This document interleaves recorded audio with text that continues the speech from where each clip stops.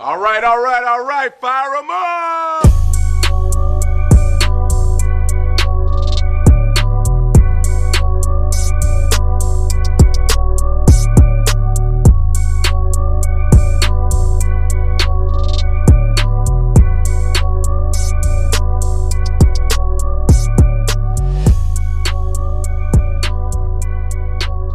What's going on, everybody?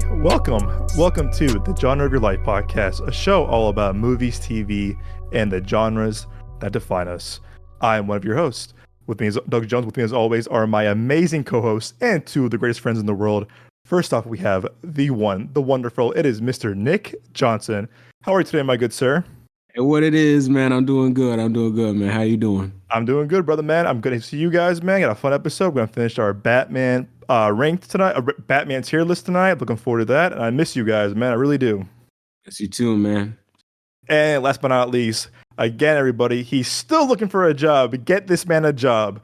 It is the one. It is the one, only the wonderful. It is Mr. Joel Kindlen. How you doing today, Joe? I'm all right. I'm all right.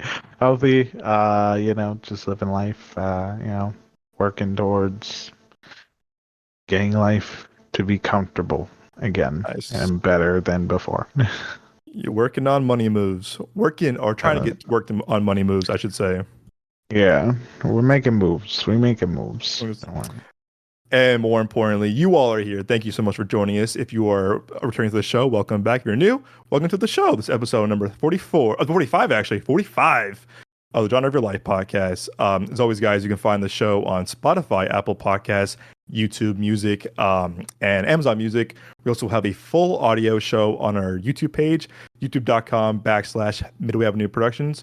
Whether you're on Spotify, Apple, YouTube Music, Amazon, please subscribe. Please rate the show. Please rate and review the show. We want to hear from you all. The feedback to us is really important to us. We want to hear again liking the show, not liking the show, in between. I'll talk about it on the show later on too. Is that we got a lot of love. I saw recently on Apple Podcasts, but our goal is to get 200 ratings, hopefully by ratings and reviews by end of April, May 1st, ideally. But yeah, please rate, subscribe, review, share the word about us with your fellow podcast fans, movie fans, TV fans, loved ones, friends, family. But the feedback does really mean the world to us, and all the feedback we got. Again, we had over 2,000 followers on Instagram last week, which is a huge milestone for us. Little show that could. So thank you all for the ongoing support. It truly means the world to us. And don't forget too, in our link tree in our Instagram bio, we're not giving away, but we have a link for if you want to see the Fall Guy, David Leitch's Fall Guy with Ryan Gosling and Emily Blunt. I'm hearing great things about it. You go to our early screening, I think through IMAX and all premium regular formats on Wednesday, May 1st at 7 p.m. Go to our link tree on our Instagram bio. The third link should be a link to Fandango. I believe AMC, Regal, Cinemark, Harkins, all theaters across the country are having the screening on May 1st. So get your tickets now before it's too late, guys. And we are looking forward to seeing that one. And I want to shout out something real quick too. So I want to tell you guys this too. I believe our goal is to get 200 ratings, ideally by May 1st on Apple Podcasts. Again, please, if you're on Spotify or YouTube Music or Amazon, don't feel like you can't review or rate us. Please do if you're on whatever platform you're on. But for our Apple Podcast listeners, or if you have a Apple device, please go to Apple Podcasts, scroll down to the show. Please rate the show 5 stars or wherever you feel generous. That'd be great. But also give us a nice review as well. But last week we were at 25. I want to say last week's episode. We are now 34, guys. 34. We're getting there, slowly but surely. We're getting there. I wanted to read out a few of these reviews too. This is from last week. It's good. I'm read the names too. All this week.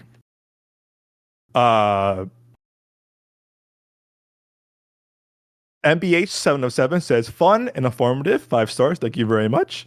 This one is really cool too. This is from Rel Parks 101. Good name. Their review is perfect fun entertainment pod. Just listen to these guys. I love the show and the reviews. Well, thank you so much. We appreciate that. Let's get this one. This one's kind of fun. It's for us too. This was a good one. This is from R Murph Films with a Z. Films with a Z. Pretty gangster. I've been following this show for a while now, and I really like the podcast. The bond between the guys really admirable. Minus Joel. Oh, sorry, Joe. I'm kidding. I'm kidding. That's a damn lie. That says especially Joel. What you mean? I'm kidding. This is from, again, I'm probably butchering these names. The title is Great Show If You Love Entertainment. This is K-Tex, also with a Z, for Doug, Nick, Joel, and sometimes Moses have great chemistry and had really fun approaches to movies and TV. Check these guys out. 5 stars. Thank you very much, everybody. Thank you so much. This is from JLKNS19. Thanks for the laughs. You're very welcome. Really such a great podcast. I love the friendship, the jokes, and the brotherhood within the films and the shows. Keep it going, guys. Thank you very much. Also 5 stars. And we will. This is from today, actually. This is from Micah SP41. If I butchered these names, sorry. 5 stars, rock on. Such a fun and insightful listen. Check these film dudes out. Cowabunga to you too. That was the nice one today. So again, thank you all. Thank you all for you all Apple Podcast listeners or people with Apple devices. Thank you guys. We're getting excited. Our goal is to get 200 by May 1st. But hearing the feedback from you all really means the world to us. So thank you for listening to the show. Hope you're still enjoying it. We love doing this every week. It's a big passion of ours. So thank you for nice comments. Again, even if you have bad comments, listen, bad press is still good press, and we'll take it. That's the way of podcasting, the way of entertainment. So please, neutral, negative, positive. We want to hear from you all. But seriously, thank you so much for the nice reviews. It does help the show out a lot. And thank you to Nick and Joel and sometimes Moses. Kudos to you boys too. A little round of applause for you guys as well. No, Doug, thank you for bringing us all together. Nah, man. Y'all welcome. I made it. I'm joking. No, it's great. I love this shit. Thank y'all, both y'all and Moses, and to the fans. It's been great fun. Yeah, seeing this today. Seeing these today, I got the email today that I'll get the weekend reviews, whatever the ratings. That's been really nice. So we're at 34, boys. Slowly but surely, we're getting that to 200. We're on our way. We are on our way. There's thousands of y'all. Y'all better start fucking leaving rates. You know what I'm saying? Please, no, please. joking. Please do. If you really what more do you want from me? Hey, you know what I'm saying? Y'all want merch? Get us up there. Get us up there. We'll bring you merch. All right, y'all can rock the fandom in life instead of just listening. Are you not entertained? That's good. I like that. You're tearing me apart. Robert, sit down. What more do you want from me? I gave you this years of this. Robert, sit down. Have I not done enough? Enough. You're killing me with this shit. That man is wild, bro. I'm too legit. Oh my god. I'm too legit, to quit. And now I'm unlegit. Therefore, I must quit. I must quit.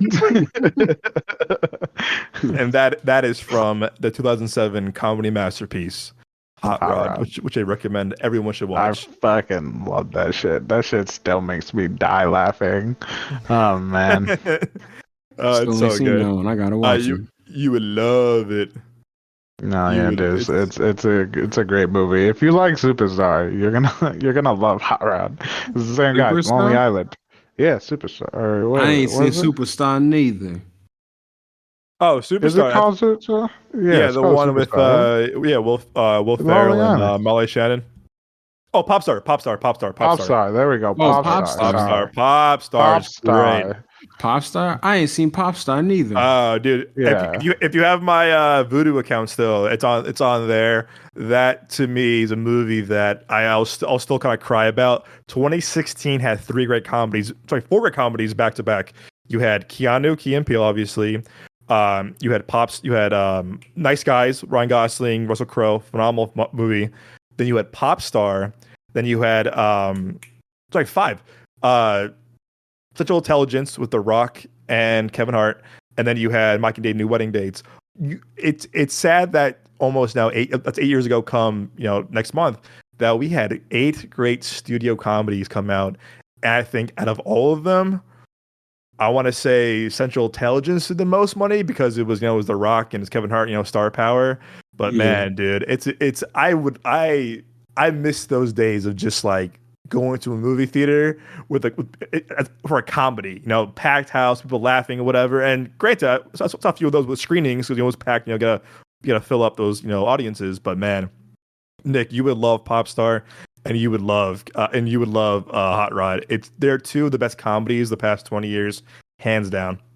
You used to get tickets for pre-screenings like fucking candy. I swear. Now it's like hard as shit. Yeah, dude, comedies. It's weird. Comedies back then didn't sell out the way they used to, but now comedies they're all going to like Netflix and like Hulu and stuff like that. I've banged that drum all summer last summer with like No Hard Feelings, Joyride, and I'll tell you what though, it was when me and Nick saw Strays back in August. That's when I felt like, okay, yeah, comedies are back, but even that screening was kind of like it was lively, but it wasn't like like it was back then. Yeah, and I was like, oh man, but still, Strays gave Nick and myself both that kind of affair of like, oh, finally a comedy on the big screen. Did it do well in the box office? No, unfortunately. Yeah, it feels like it kind of just came and went. Like no one talks about that movie anymore. No, it doesn't, dude. And I see all the time on Amazon Prime now. I'm like, people watch this movie. You literally had Nick and I crying, laughing. Have you seen it yet, Joe? No, I can, because you would like it. Yeah, it's funny. I haven't watched it yet. It didn't really draw my attention, so it's probably gonna be a bit before I watch it. It's funny if you're looking for something kind of silly and kind of like whatever, like late night, whatever. I remember me and Nick we were just cracking up, having a good time. So I'm like, oh, this is like what it's like seeing a comedy again. It was like, oh, this was fun, and it was dope. That movie was hilarious. Good time. Speaking of funny, but not trying to be funny, you guys mentioned this before our pre-show before we hopped on the air. I finally watched Madam Web last night too. Yo, what did you think about it? Oh my gosh! Zeta was must hear this. So Zeta wanted to see it too, but then she heard your review, and then you and Kaylin talked about it at we hung out for dinner a few weeks ago, right? Yes, Zeta goes, indeed. Yeah, I'm not seeing this movie in theaters no more. And I was like, okay, I'll go see it by myself and review it and talk about it on the air. And I looked at my phone, whatever, and it got pulled. And I was like, I'm not going to go out of my way to go see this movie, whatever. So it did so poorly that it's already on digital, like less than a month after it came out. That's for any of you who are not inside baseball, if the movies and TV entertainment, if a movie's pulled that early, the age of streaming has definitely changed that. But if a movie has been pulled so quickly on streaming, like less than a month after it came out, that is a very, and I mean very, very, very bad sign. So we put it on last. Go ahead, Joe. I was gonna say, yeah, we had warning signs before it even came out when the actors all admitted, like, no, I didn't see this. No. Like, you know how bad the movie has to be for an actor to be like, yeah, I was in it, didn't want to see it. And Dakota Johnson fired her reps after they came out too. Yeah. That's like, why did they make that movie? Like, ultimately, like what was the purpose of that? Because it seemed like he was trying to set something up, but there was no purpose. Like, yeah, it's just how fucking random.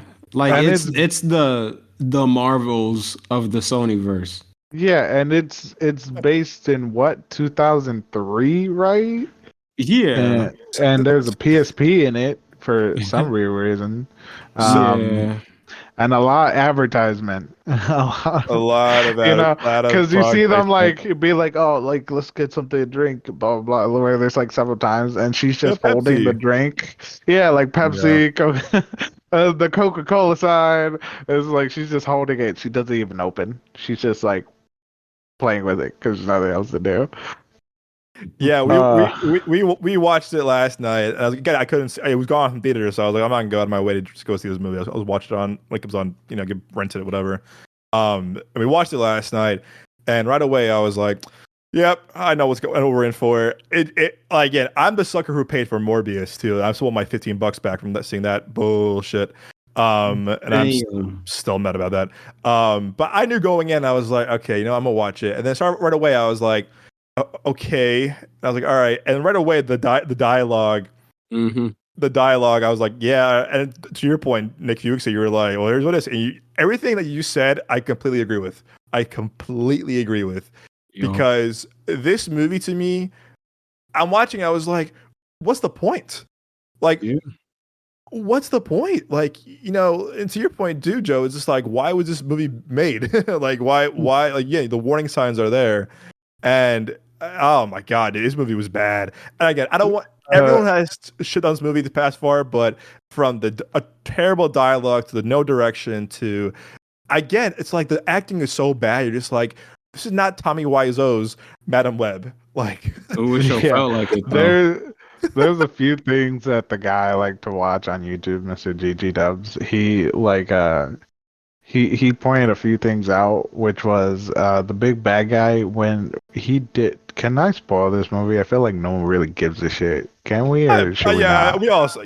At this point, go ahead. Go ahead. All right, great. So in the beginning, when the main chick's mom fucking, but right before she dies, she gets shot by someone who was with her, and that's the big bad guy in the fucking film, right? And then a bunch of spider people just descend upon her and like grab her and get her out of there. And like the guy I was watching, he was like, why didn't they just stop him?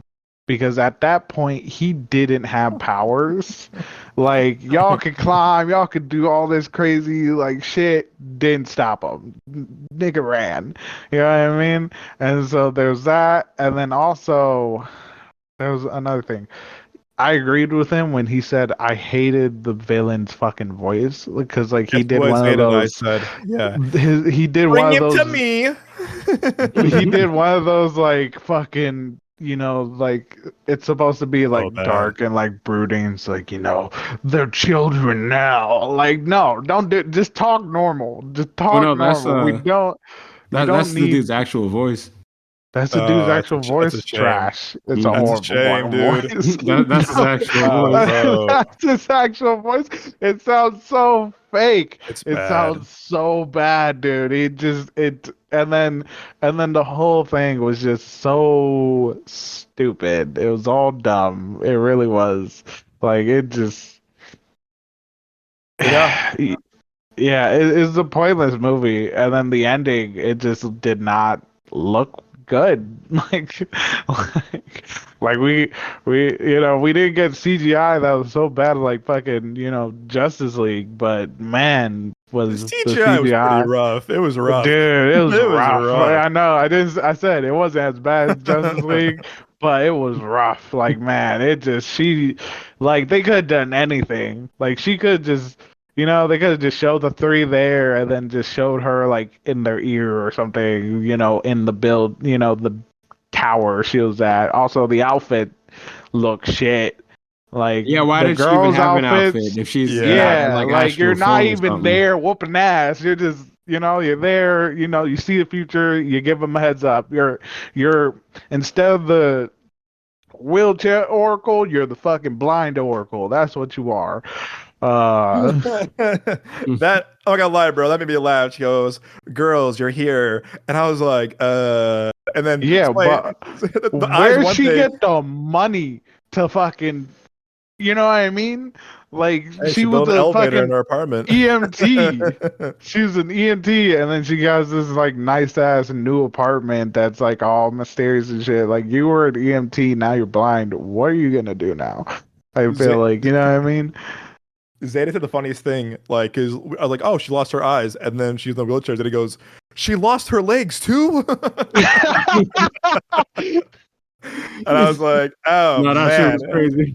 And she's like, girls. I'm like, wait, are y'all like living with her now? I'm like, yeah, because what? In the hospital, they're like OnlyFans, and she was like, they're all mine. It's like, oh, God. Yeah, and also too, okay, I'm asked both. I mean, I don't know if you know this too, Joe. You might do. I'm asked this to Nick as well. Both of you guys, why were they afraid to say Peter Parker's name too?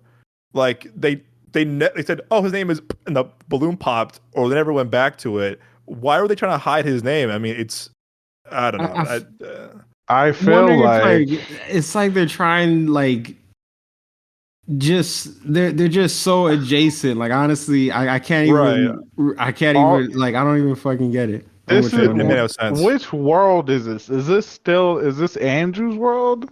We have no idea. I don't think so. I think it's Because like its Tom own Holland universe. because Tom Holland is current like years, so Yeah. and his identity was erased. So they shouldn't have known it. But also like Andrew Garfield's character was never revealed to the public. Mm-mm. Or Toby's. Or Toby's, yeah. It would. He It honestly. he stopped being Spider-Man actually in his world, I believe. It Toby? wouldn't. It wouldn't. So if out of all of them, if we had a if they were like, which one is it be? The only thing that would logically, I would say, makes sense, and this is a bit of a reach too, because I think in Civil War in 2016, I think I could be again, and it's still off. If Peter Parker, quote unquote Peter Parker, is born in '03, which Madam Web takes place, I believe he was 14 in Civil War, give or take that. I don't know for sure, but I thought he was like 14. I thought he was 14 in Civil War. So again, I don't think these movies have the same universe at all. Obviously, Marvel, Disney, and the fucking Sony Spider-Man verse. But I don't know. If we had to choose, I would assume it would probably be Tom's, because I think when the first Amazing Spider-Man came out, the year is 2012, and Homeboy was already like 15 years old or 17, whatever. Yeah, he but was. this is based back in 2003.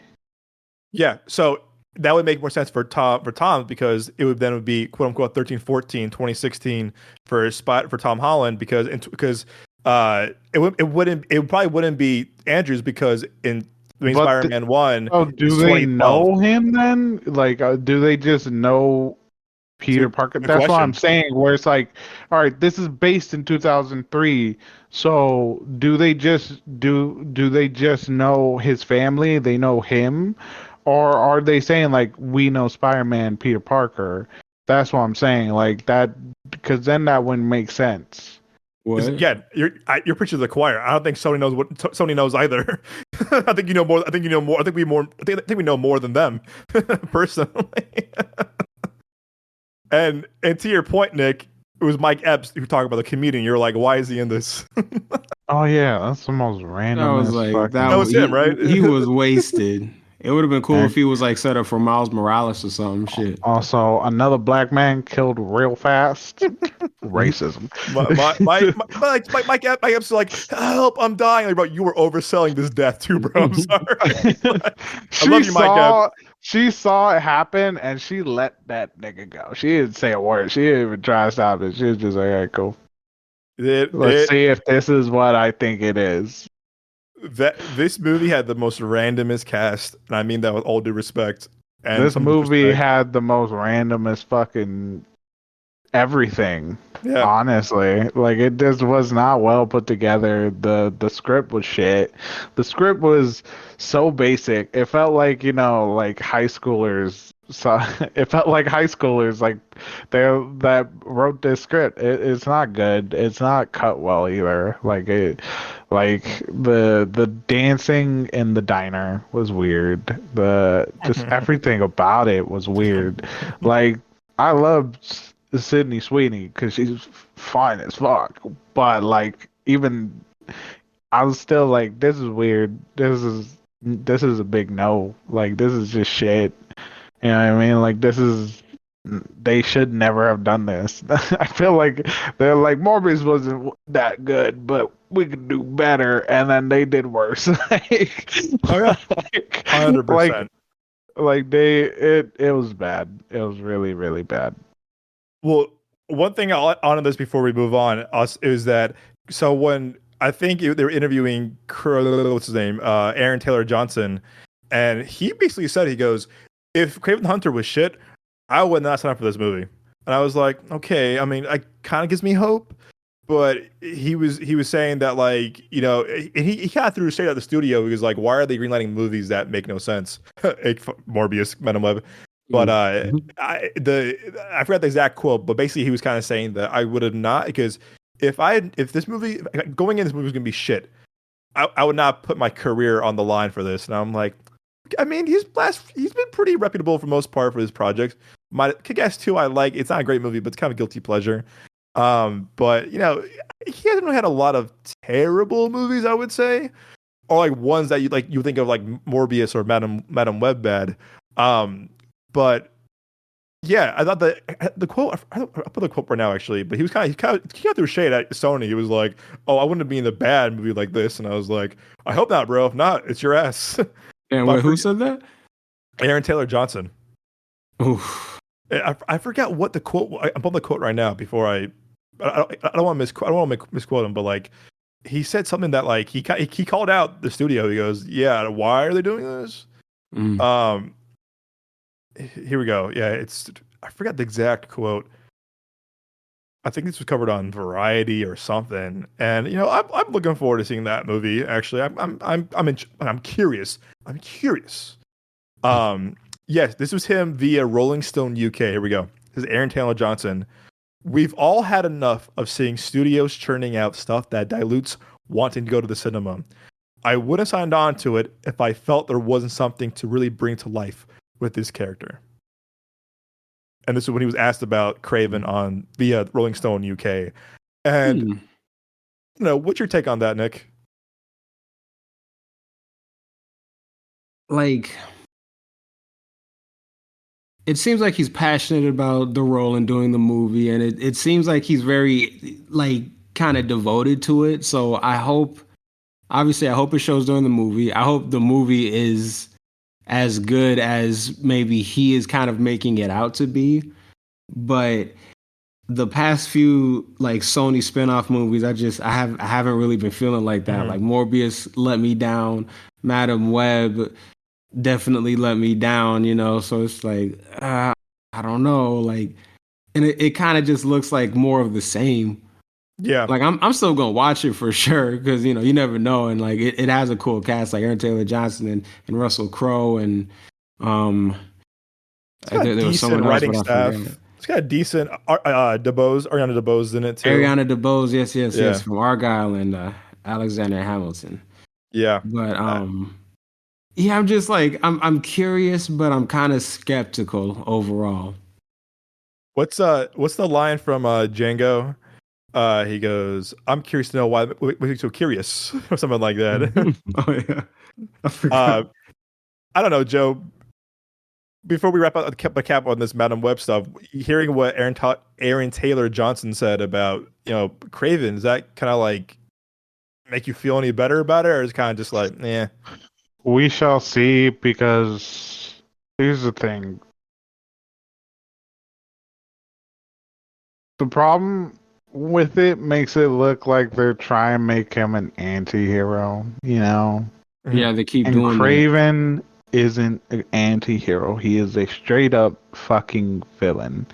He is a man that wants to hunt anything stronger than him to basically it's like try and find something that is unhuntable, the Spider-Man. Like, he wants greater heights, he's hunted elephants, tigers, all that shit. Like, he's bored. He wants to fucking hunt now people who are, superhuman. To him, it's just a game. That is who he is. He's not a good guy. He'll kill recruit, like in the Spider-Man video game. In the beginning, they show him like, I've been following you for days, you didn't even know, and then he killed the guy, and then they went to city to go hunt superhumans. He's not an anti-hero. He's not going to do anything for other people. He's going to do things for himself. That's all it is. So I don't know how they're going to spin that, because Disney wants what is this rated? Is this PG-13? What is it rated? No, this one's R. Sony gave the green light R. for whatever R. Wow. Yeah. Okay. Well, it could, but we've seen movies where actors have been like, oh, these other movies suck, but like I'm 100% behind it, and then the movie fucking still sucks. You know what I mean? It's like it's a personal thing where it's like, yeah, I want my own like thing. I believe in it 100%, and it still sucks. So I'm not gonna say that it sucks, but I'm gonna go at it in an unbiased way that maybe he is right. That is a good movie, and Craven is a fucking villain in this. You know what I mean? Or it's gonna be shit. I'm gonna go at it in an unbiased way and just have no expectation Smart. because at this Smart. point, movies like superheroes and so on and so forth, we gotta go at if you're going to continue watching these things, you gotta go at it in an unbiased way because there's been good shit and then there's been a lot of bad shit. You know what I mean? Like Invasion, Man Web, Morbius, but then we had like Loki and shit. You know what I mean? So it's like we had fucking Black Panther. You know, like those were great. But so it's like you have no expectations when you go into it and see if you like it or hate it.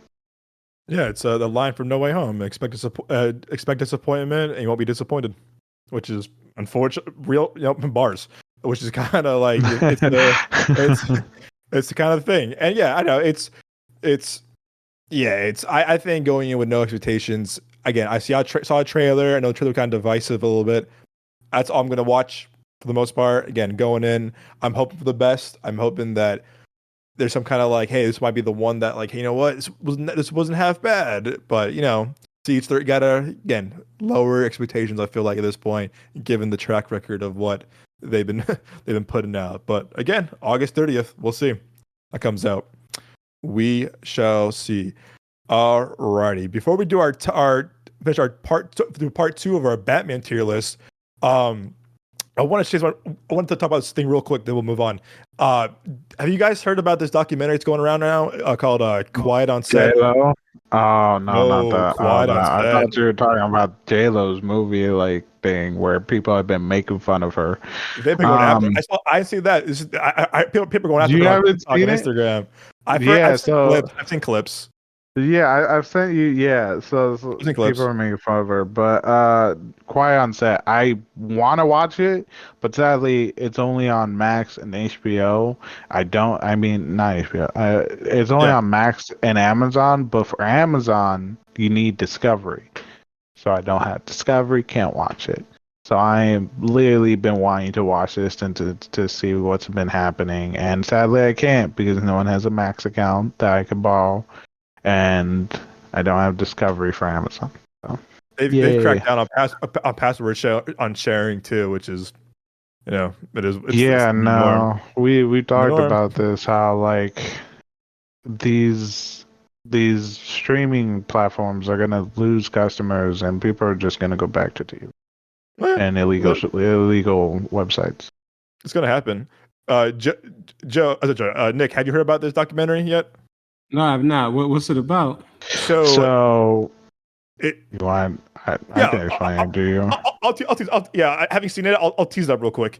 It basically Dan Schneider was responsible for a huge part of like Nickelodeon, all that the Amanda show, Drake and Josh. I think I vaguely heard about it. Yeah. So Dan Schneider was a big thing to Nickelodeon. Like he was like kind of like the creative showrunner for all these shows, and he's kind of like the guy, like the kind of the emperor of Nickelodeon. That if he liked you, you would get a show. Oh, he thought you were good, he'd give you more screen time. But again, it's all like with kids. These are all like people who are kid actors. And he basically had this kind of this is what everyone's talking about now, telling a story of that, like, it was not the best work environment for writers, for people. If you are on his bad side, you're done. Your career is done. And basically at the same time, there's a lot of, my French, fucked up shit going on of like how some people were allowed, and this is all before the Me Too movement, obviously. This is years ago. It's like early 90s, 2000s. And there was two, as we know right now, there was two confirmed pedophiles working for these shows, working for on Nickelodeon for these shows. And a lot of the people who were part of all that, and other shows, writers, whatever, Amanda show writers, whatever, are kind of telling their story now. But the big thing is, again, I don't want to spoil anything. This is on the trailer on the mark. It's all online now. Drake Bell speaks out about a staff person that raped him and molested him, and it's basically this kind of shows a light of like what was going on during this time, because I think we're all 90s kids. I mean, you can't. There's Nickelodeon, SpongeBob, Drake and Josh, all that, Keenan and Kel, Good Burger. List goes on and on Amanda and on. Bynes show. Yeah. The Amanda Show. Like a lot of people got their start from from Nickelodeon, whether it's Josh Peck, Keenan Thompson, Kel Mitchell, Amanda Bynes before she had her mental health issues. It it shines a light on this, and I'm surprised that, I know it's Discovery, but it's on Max, like Joel said. It shines a light really on this kind of what went down. Again, what's that we know of that has been documented, that are people speaking up now. And I'll tell you what, if you're a 90s kid or you just love Nickelodeon too, it definitely shines a lot of like, oh, what the hell? Like it shines a light on this stuff. But I think people should watch it because I feel like it's a very well made documentary too. I'm not a huge docu person. It gotta like reel me in like real quick, like The Last Dance or the Tiger Woods one or Neverland by Michael Jackson. But there's certain documentaries that just reel me in. I'm like, oh my god, I gotta watch this. And I will say though that it will definitely put a knot in your stomach. You will definitely feel uneasy, but the way it's produced, the way it's made, stuff like that, is definitely interesting. Because again, it's like someone who watched Drake and Josh, someone who watched Good Burger, Keenan and Kel, and all of that. It's like, whoa, what the fuck? But again, it's interesting. It's awful. It's horrific what some of these people went through. The harassment, the awful, truly awful things that happened to them. But Josh Peck is currently under fire as well. Josh Peck, yes, the Drake Bell put out a video that Josh Peck has reached out to him, and he also made a statement too, as he should have. But to your point, Joe, I think he should have put it out maybe a little bit sooner before it aired. Yeah, but what I've heard is that he went to the defense of Dan Schneider. That's why he's under fire. Yes.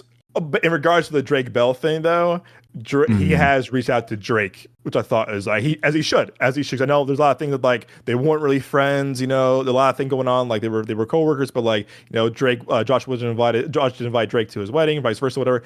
And also I had to preface this too. It was brought up in the documentary too. Drake Bell also got into a lot of legal trouble too, endangering minors. Yeah, that too. A minor too. So again, I'm not. And people were like, "Oh, it's his." He's very brave to tell his story now, years later. But I'm glad the documentary also shows that. Hey, also, a couple of years ago, he fucked around and got in a lot of legal trouble too. But I do think it's an uncomfortable watch. I will say that Zane and I watched the whole thing in one night, in like 45-minute episodes. But the way it's told, the way it's produced, and the way that it highlights a lot of stuff it's interesting, despite the fact how terrible and horrific it is. But as Joel said, it's on Max. And like I said, I would recommend people watching this if they can. If you have Discovery. You saw clips of it, right? You've seen clips of it, I think, on TikTok and stuff. No, I've been keeping away from it because I want to watch the whole documentary without knowing parts of it. Good. So luckily I've been able to avoid it, but I have been looking up a way to watch it. So hopefully tonight I can watch it because I've been wanting to watch it ever since the first trailer of that came out. I was like, this is something I need to watch because it's been talked about, everything that happened, everything that happened in Nickelodeon, the shorty from Zoe 101 or whatever. No, she's really speaking up against. She's really going on a tour now, speaking up against this. Yeah, and I believe other people have mentioned stuff, and and it's not only Nickelodeon. Been talked about, Orlando Brown's talked about Disney, and so these are things that are coming to light now, but it's also like it's been known, but people just because back then no one fucking cared. So I'm truly interested in watching it. Like you said, you should. I think everyone should watch this. Like I said, it is not an easy watch. It's not. It's again, especially if you kind of like us who grew up with the Nickelodeon '90s. Again, I love Drake and Josh, man. I love Drake. I love Good Burger, man. I love Keenan and Kel, and it just seeing like just seeing this Shannon Lowry, you're just like it definitely makes you think of like whoa, like it puts a perspective, obviously, but I do think it's definitely worth the watch. And again, I think a lot of conversations happening now about it. Again, I don't think Nickelodeon also. I think after Drake and Josh, I think after iCarly, for me, I was kind of like I kind of just like we all age out of that that thing. But yeah, I mean, just the empire that Dan Schneider built. I mean, this guy had literally show after show after show after show after show. And I knew who he was, but I don't really know much about him. Also, I've done my research now, despite watching the documentary. I've been now like kind of like learning more about him. Just forget biopics, historical stuff. I love doing my own research just for like my own personal stake. And it's definitely again, this guy knew how to make a show. This guy definitely knew how to like pick talent. I'll give him that. Despite him being a fucked up dude. But yeah, it's definitely, and to your point, Joe, I definitely would, if they do a Disney one, that's gonna be huge because Disney, same thing. I mean, we all know, again, for people who are us, There's a lot of people that have a lot of mental issues, and yeah, from Disney, Orlando Brown, Raven Simone, she had a lot of issues after That's So Raven, and I don't want to say Corey. Corey's just weird. bro, I love dude. Corey in the House. No, dude, Corey in the House, dude. They shine light on that. Corey Dude, in the House was great. That was my show, But man. the actor, he's just weird now. He's a rapper, right? Something like that. It's something. Yeah, and yeah, and I know someone gets who I like a lot. I love Zac Efron. Remember he was in rehab. He had a big drug and alcohol abuse issue. Corey Vanessa Hudgens and Kyle drugs Massey. and a lot of scandals after all of it. Yep, Kyle Massey was Corey in the House because remember his brother Christopher was on Zoe 101. Mm-hmm. And Christopher was on a podcast, talks about like his experience. And again, I would assume maybe he'll probably talk about this, react to this podcast, back to the documentary as well. But yeah, man, if they do a Disney one, that's gonna be real. And I think they should, just because of like I think the conversation's going now, and I feel like this is kind of going on. This has been going on for a long time, but I just to see like the shine a light on it, it's like whoa. But yeah, because I don't want to spoil too much of it, but it's definitely worth the watch. It's got Quiet on Set, the secret behind the kids on set. I forgot the name of the title of it all.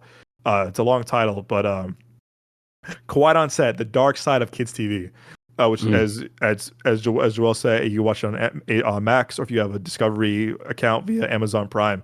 Like I said, tough watch, 4 episodes, but I think it's definitely worth the watch in terms of just like knowing what happened, also just how well it's produced and made. But moving on to a much lighter subject, or Dark Knight subject, that is. We can't transition from that. Last week we had, you can listen to last week's episode. If not, don't worry, I'll post this one once we're done as well. Or go back and listen to last week's episode. We were doing live action Batman tier list. We did a tier list for Denis Villeneuve. We did a tier list for Matthew Vaughn films. It's a really fun way to kind of just like rank movies, kind of like different, kind of like more I guess cordial way I'd say that. We had a lot of debates, yes, for Nick giving The King's Man an F, which is hilarious. Now one of the top 5 moments of the podcast history. If you I hate that movie. It's my least favorite movie ever. I still love both Joel and Moses' response. You're like, yeah, man, it's pretty good, but I'll give it an F. And then Moses goes, an F. It's so good. But yeah, we're doing the Batman tier list, and also I think last week decided too that we're also doing BVS Ultimate, BVS Theatrical, as well as Justice League Joss Whedon cut, which is the theatrical one that is boo boo AF. And we also have the goated way better and improved Snyder Cut Justice League. So we have that. So I'm gonna read over our list, and I'll say with this, I apologize too. Last week when we were closing out the show, we were going over our reviews real quick. I forgot to say, I think that refreshed on me the tier list. So I forgot to include Batman, the Adam West movie too. So that's on me. I know reading over yesterday, I was like, oh shit, we had it on the list, and I guess I refreshed and it went away. So I think we had that as a D, but I'm gonna read over, and now I can't even find the poster. But I think we had Batman 66 at a D. But I'm Wow. I know. I get Adam West. No, yes, go. Come on, Robin. Again, it's very, very, very, very, very iconic voice. Yeah, And some again, days you just can't get rid of a bomb. and I think a lot of people they're gonna be like, "What?" But it's a movie that I think we were like, yeah, a bit corny. But I think I have it here. I'm gonna pull this That's up. true. It's Definitely true. I feel like you see it on Max, you see it on a DC collection, you don't really see it. You don't really see it the way like you don't really see it like kind of highlighted as much. But I forget was he even in? They didn't show him in the Flash, did they? Well, they did, didn't they? Like during the again, spoilers for Flash. It's been out 8 months. No, yeah. They did during that spoiler alert, that Cronin Bowl scene or Yes. like whatever it was called. Yep. You know that was kind of weird that they did that. Like, yeah, it was just like why? Why do it like that? Like, why not just like?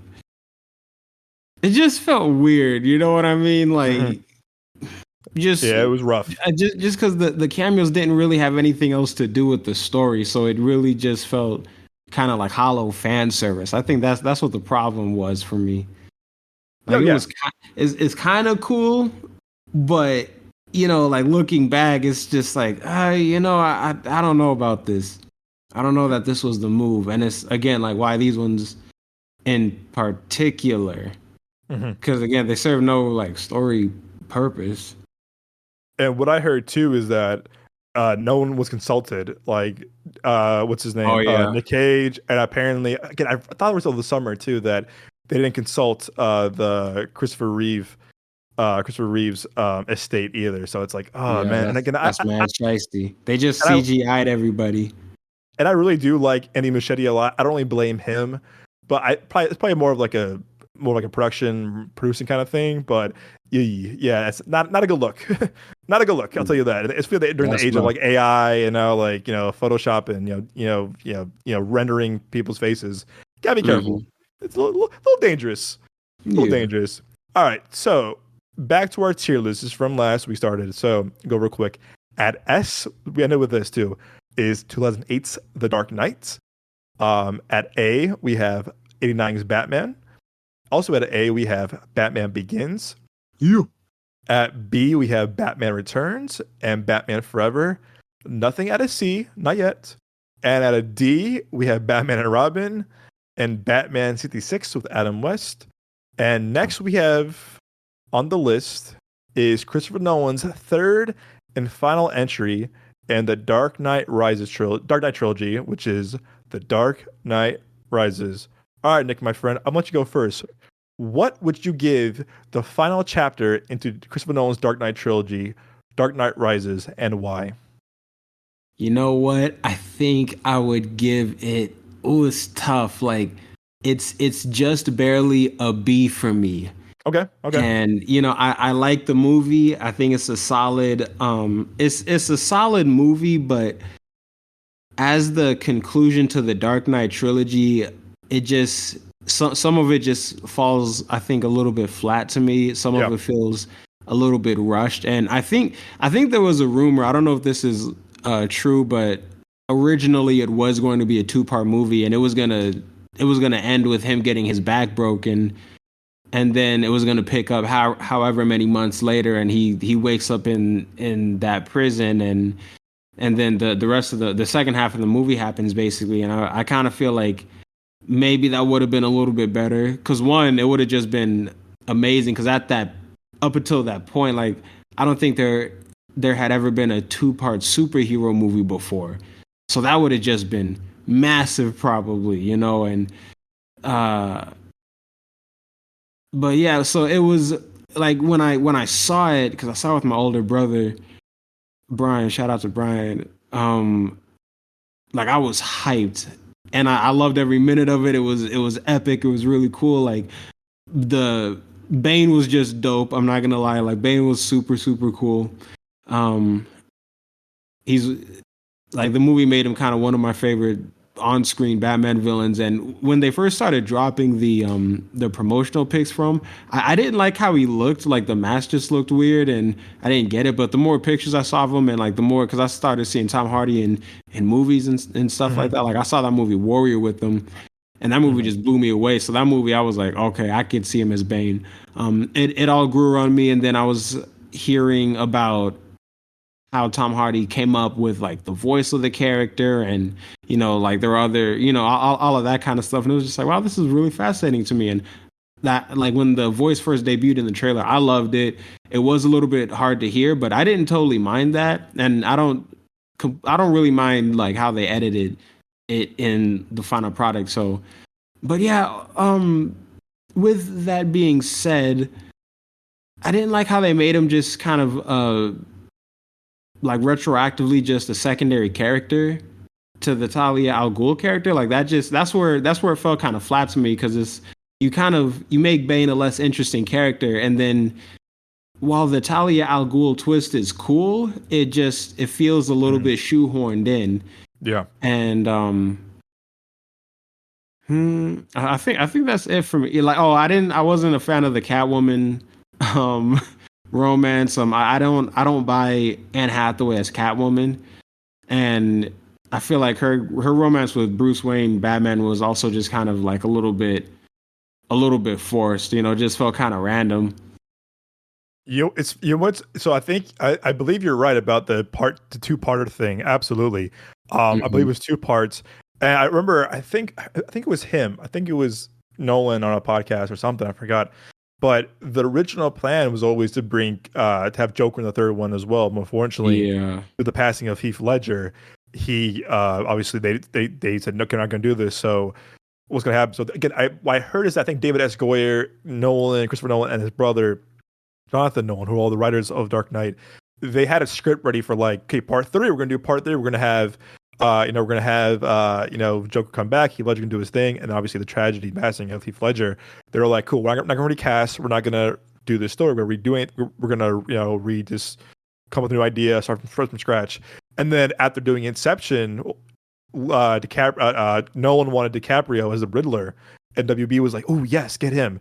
And DiCaprio goes, I'm good, thank you, I'm not doing that. So they were like, all right, let's do Bane. So no offense to Tom Hardy. Tom Hardy's a phenomenal actor, but I think Bane was kind of like their third and like kind of like, all right, last resort kind of choice.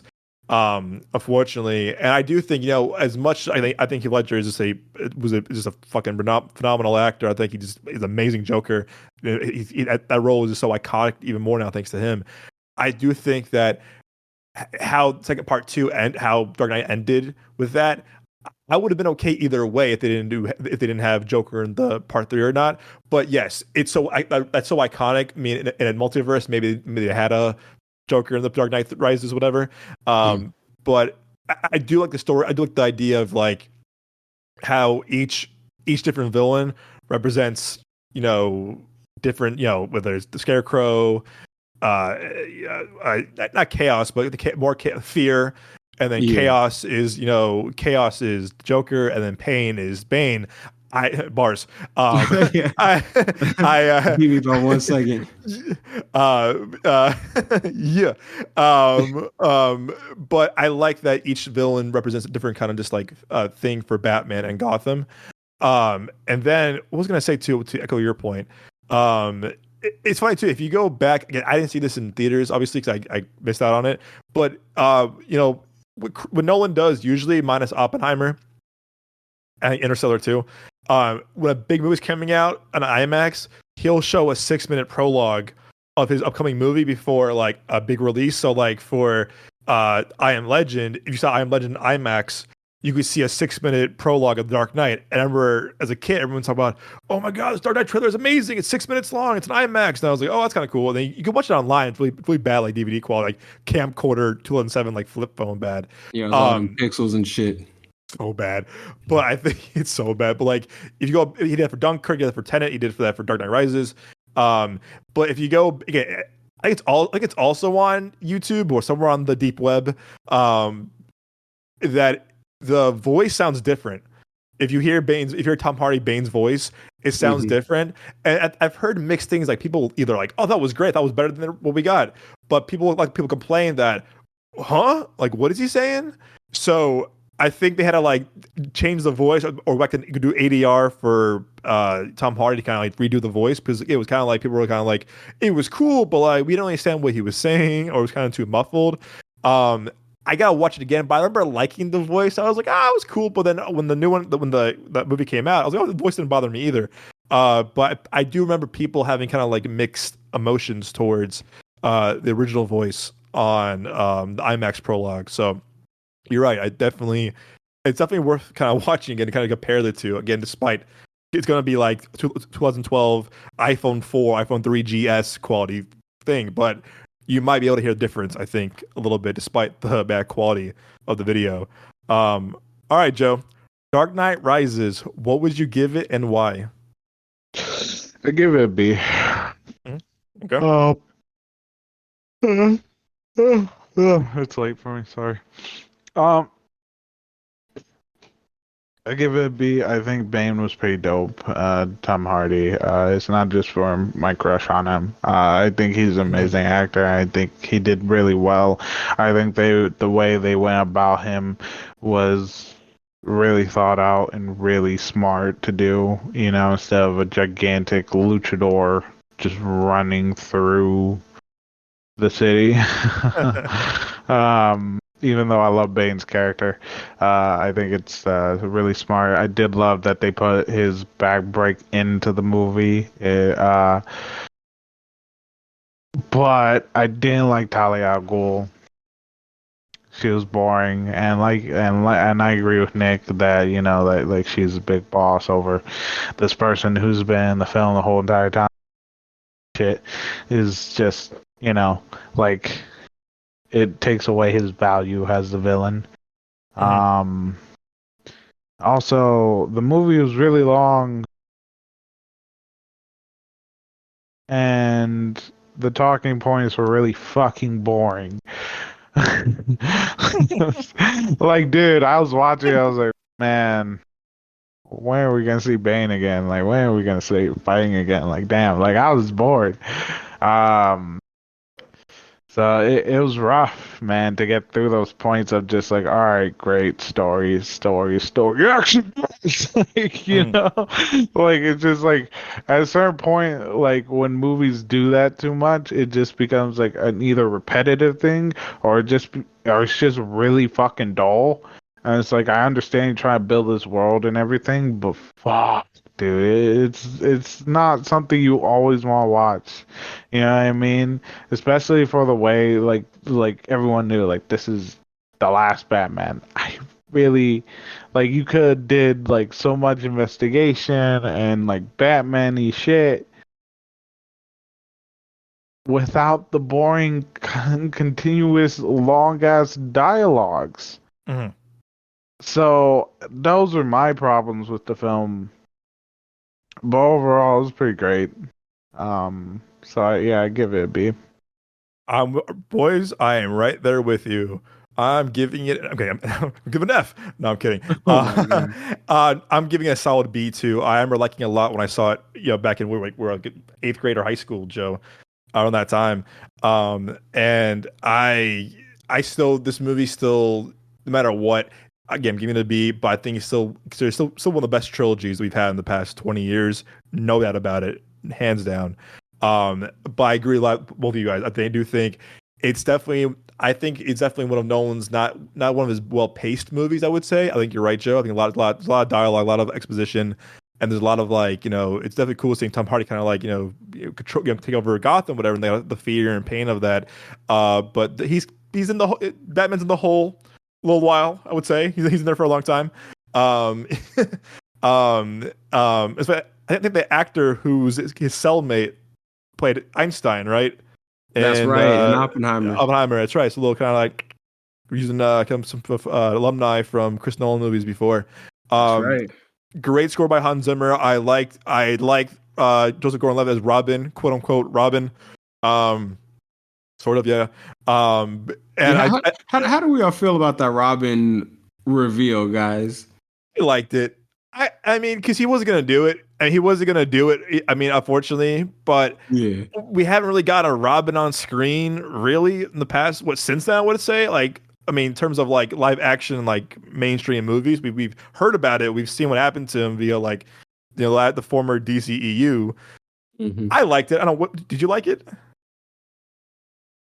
I thought it was interesting. It seemed like he was kind of an amalgamation of all of the Robins, because Right. when he was talking about like, oh, my dad died like because of a poker game, and like my mom was like like however his mom died, like however his parents died, it was like how each of the Robins, like one of their parents died like that, and then he's kind of like the Dick Grayson Robin because he's the first one to pick up the mantle right after, and like it was interesting that his name was Robin. I guess like I don't know if it is kind of half-assed to just have this random, basically completely new character, John Blake, to make his birth name Robin, and then he goes to the Batcave at the end. I don't know if that's like half-assed or if it's just like Nolan is like, this is like my idea of how I would do a Robin. Like I wouldn't have it necessarily be like his sidekick, but it would just be,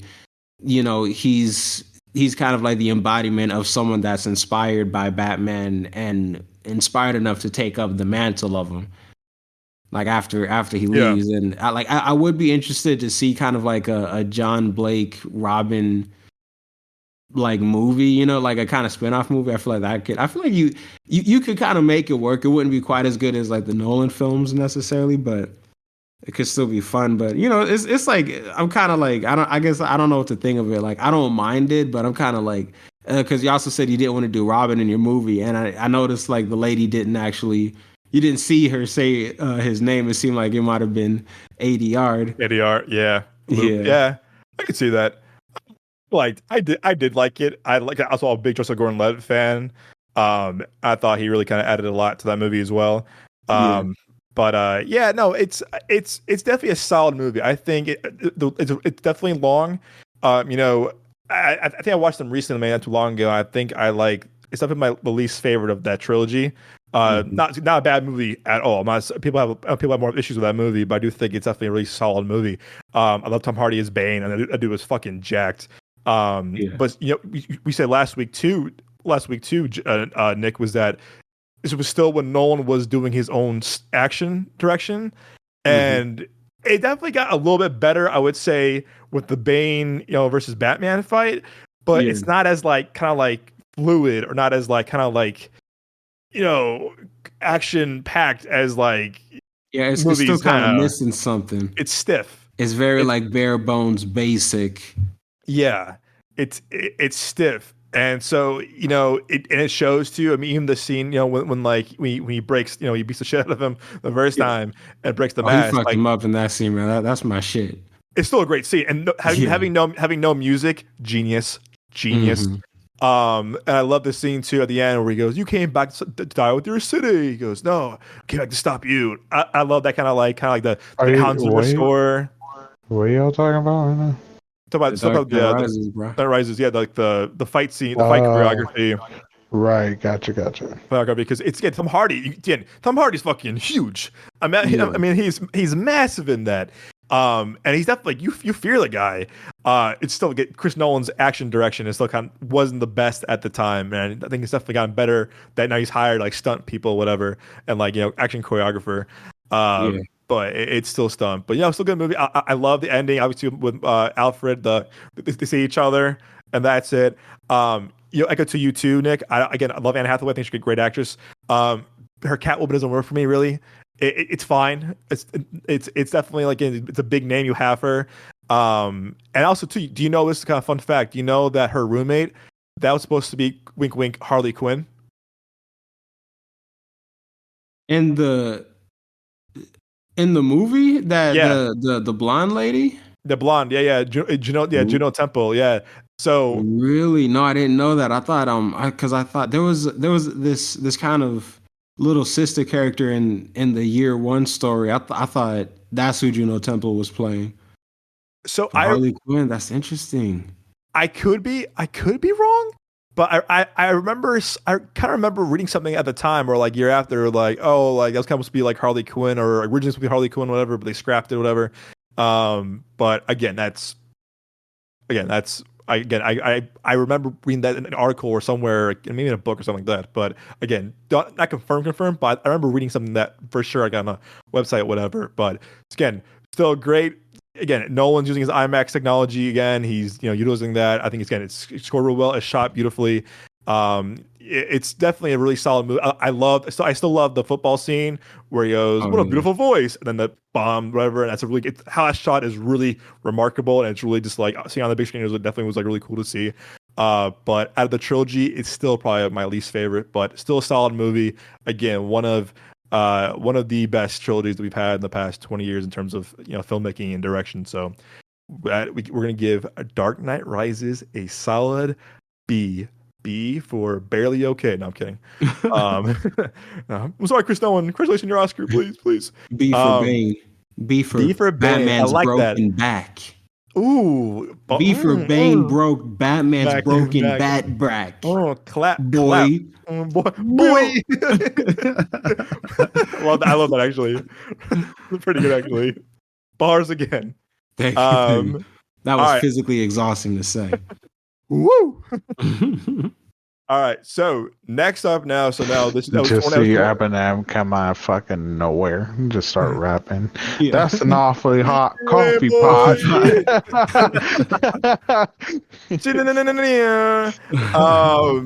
All right, so that was the end of Christopher Nolan's Batman trilogy from 2005 to 2012.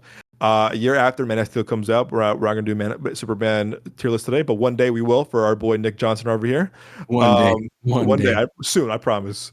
So next up, we had a year later, 2013, have DCU starting out with Man of Steel, and the question is who's going to play? New Ben Affleck, new Batman, and Bruce Wayne, and it was announced September 2013, I believe. Ben Affleck was announced, and someone who loves Ben Affleck as Town, Argo, stuff like that. I was like, huh. Okay, and people were like, "Oh no, why is he playing him?" Blah, blah, blah, blah. And I'm like, "Okay." I was excited. You were excited. I think I was kind of like, "Okay." Again, I love Ben. I was hoping for another like unknown or knowing some kind of like someone who's gonna like not like a big star yet. But again, I loved Argo, loved The Town, loved Gone Be Gone, watched a lot of movies with Ben Affleck growing up. So I'm like, okay, I'm cool. I'm cool with it. And so BVS was filmed in our hometown of Chicago. It was a movie that was getting hyped up. It took a while to make. Snyder shot it on IMAX 70mm as well. Movie came out. I remember being so hyped for this movie. I know it was just like I remember walking downtown Chicago, billboards everywhere. I know they had a lot of pushers out here in AZ, Nick, but like downtown Chicago, you walked everywhere. There was BVS billboards and posters on trains and buses everywhere. Like the marketing was like through the roof. And another thing that you and I talked about a lot too in college, Nick, was that remember the test screenings were like, oh my god, this is a masterpiece. This is a 10 out of 10. Bro, and yeah, in fucking high school, like because I was in kind of like a little debate about it with one of my classmates, and I went on IMDb. When I looked at IMDb senior year of high school, dude, it was a 9.7 out of 10. And I was like, this is fact. Like I was like I was Moses with the 10 Commandments. I was like, as it is written, this is one of the greatest comic movies of all time. Was it Lisan Al Gaib or something?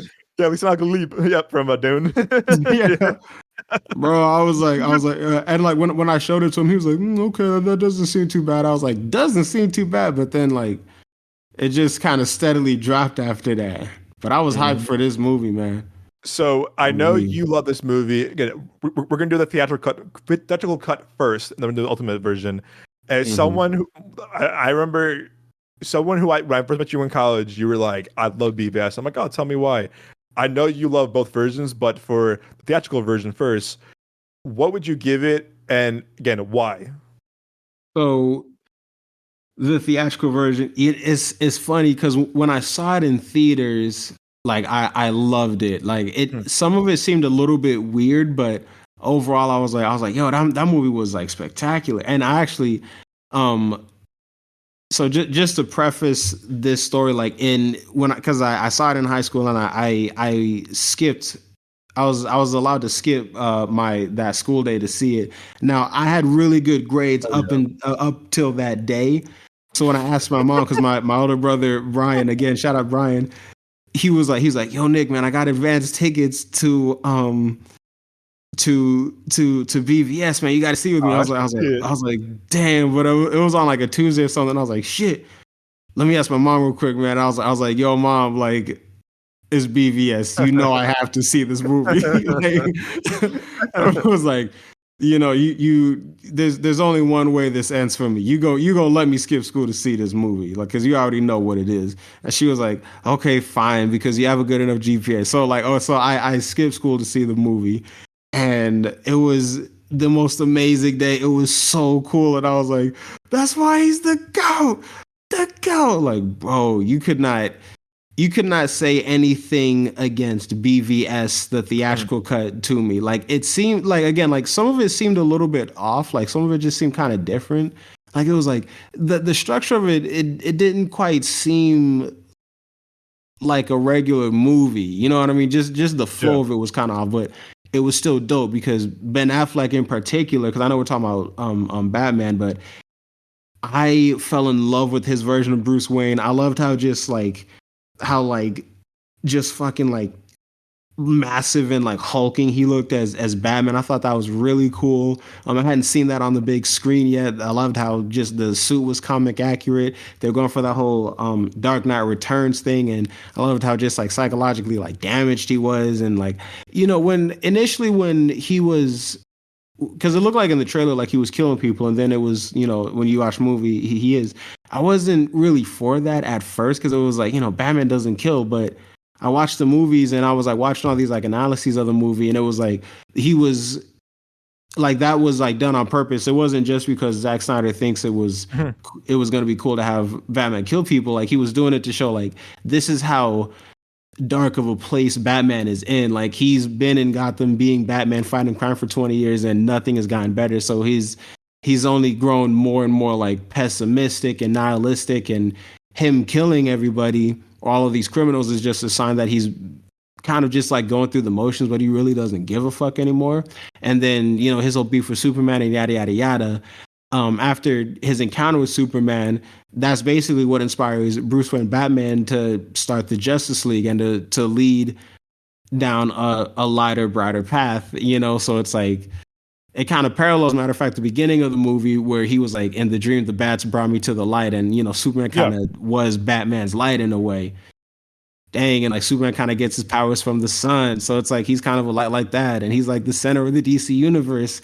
And the sun is the center of the actual universe. Oh my gosh. It's just layers on layers on layers. But knowledge. Exactly. Places we ain't even going. But no, like his whole, just the, Ben Affleck's whole persona of Daredevil, not Daredevil, excuse me, of Batman. Whoa.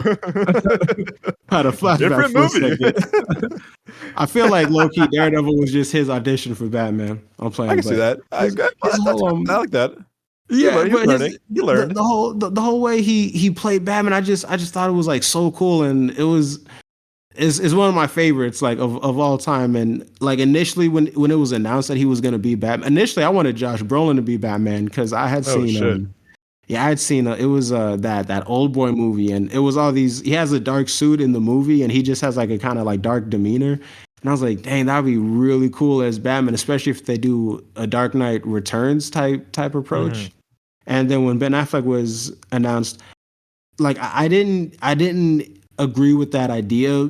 Not because I don't like Ben Affleck as an actor. I think he's a really good actor and filmmaker overall, but I just kind of had this notion like if you already played a superhero, don't play another one because I'm not going to be able to see you as like the second one that you're playing. But it was announced that he was playing Batman, and then like as time went out, as time progressed, and all this new information kept being like revealed about Ben Affleck playing Bruce Wayne Batman. It was like this is kind of interesting, and it was like when he was like making appearances on TV, like he was looking all like huge and stuff like that, and there was all these set photos of him with like gray hair and stuff, and it was like, okay, this is a Batman I haven't seen yet. And then even I remember there were like rumors like very, very, very early on. I think it was like 2014, 2015 that some of it was going to be based off of the Alex Ross, Mark Waid, I believe, Kingdom Come comic book where everyone's older and Batman, like he's kind of a recluse and he like monitors Gotham City with all of these like just massive like Batman drones, and so like crime is still reduced in Gotham even though he's not physically out there as Batman. And I remember it was like this rumor that he like Bruce Wayne was gonna have been retired from Batman, and then when Superman comes through, like that's what kind of makes him put on the cape and cowl again, which would have been like kind of interesting. But I'm glad that they went the route that they did, and the rumors were crazy, man. It was like Adam Driver was apparently gonna be like Nightwing or something like that. Like it was just crazy rumors coming out. Yeah, I that was an exciting time because it was so early into the DC, now defunct DCU, unfortunately. Yeah, they had Harry Lennox come out and read that passage from the Dark Knight Returns, and then like that was the announcement. Like, bro, oh my gosh, I was so hyped for that movie, bro. And that was I remember that when the trailer, I remember when the trailer dropped, like I think like a couple months or a year prior. I remember in Chicago, they legit had a screening at our local IMAX that's now gone, unfortunately, that you could see the trailer before anyone else on IMAX in IMAX format. And at the time, I get the screenings finally, stuff like this, like maybe like our junior year of high school, whatever.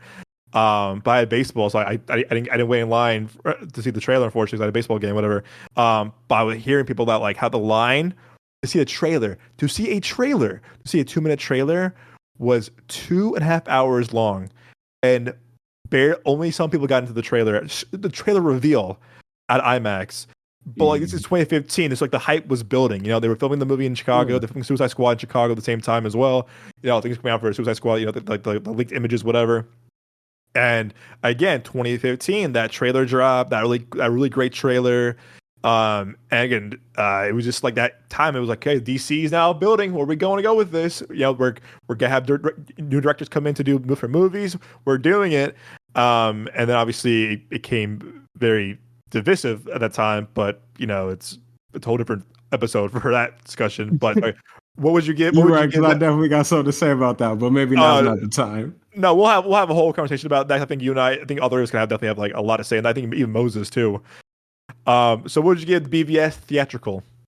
BVS theatrical, I would give a B, but it's a solid B. All right, Joe. A movie that I remember I remember when you finally saw it, because you were out of town at the time when the rest of us saw it, and you came back and you put in our group chat, you were like, "Man, y'all hating." Yeah. What would you give BVS? Cause you haven't seen the ultimate cut yet, have you? No, I haven't. Okay, so it's solely on the BVS theatrical. What would you give BVS theatrical, and why?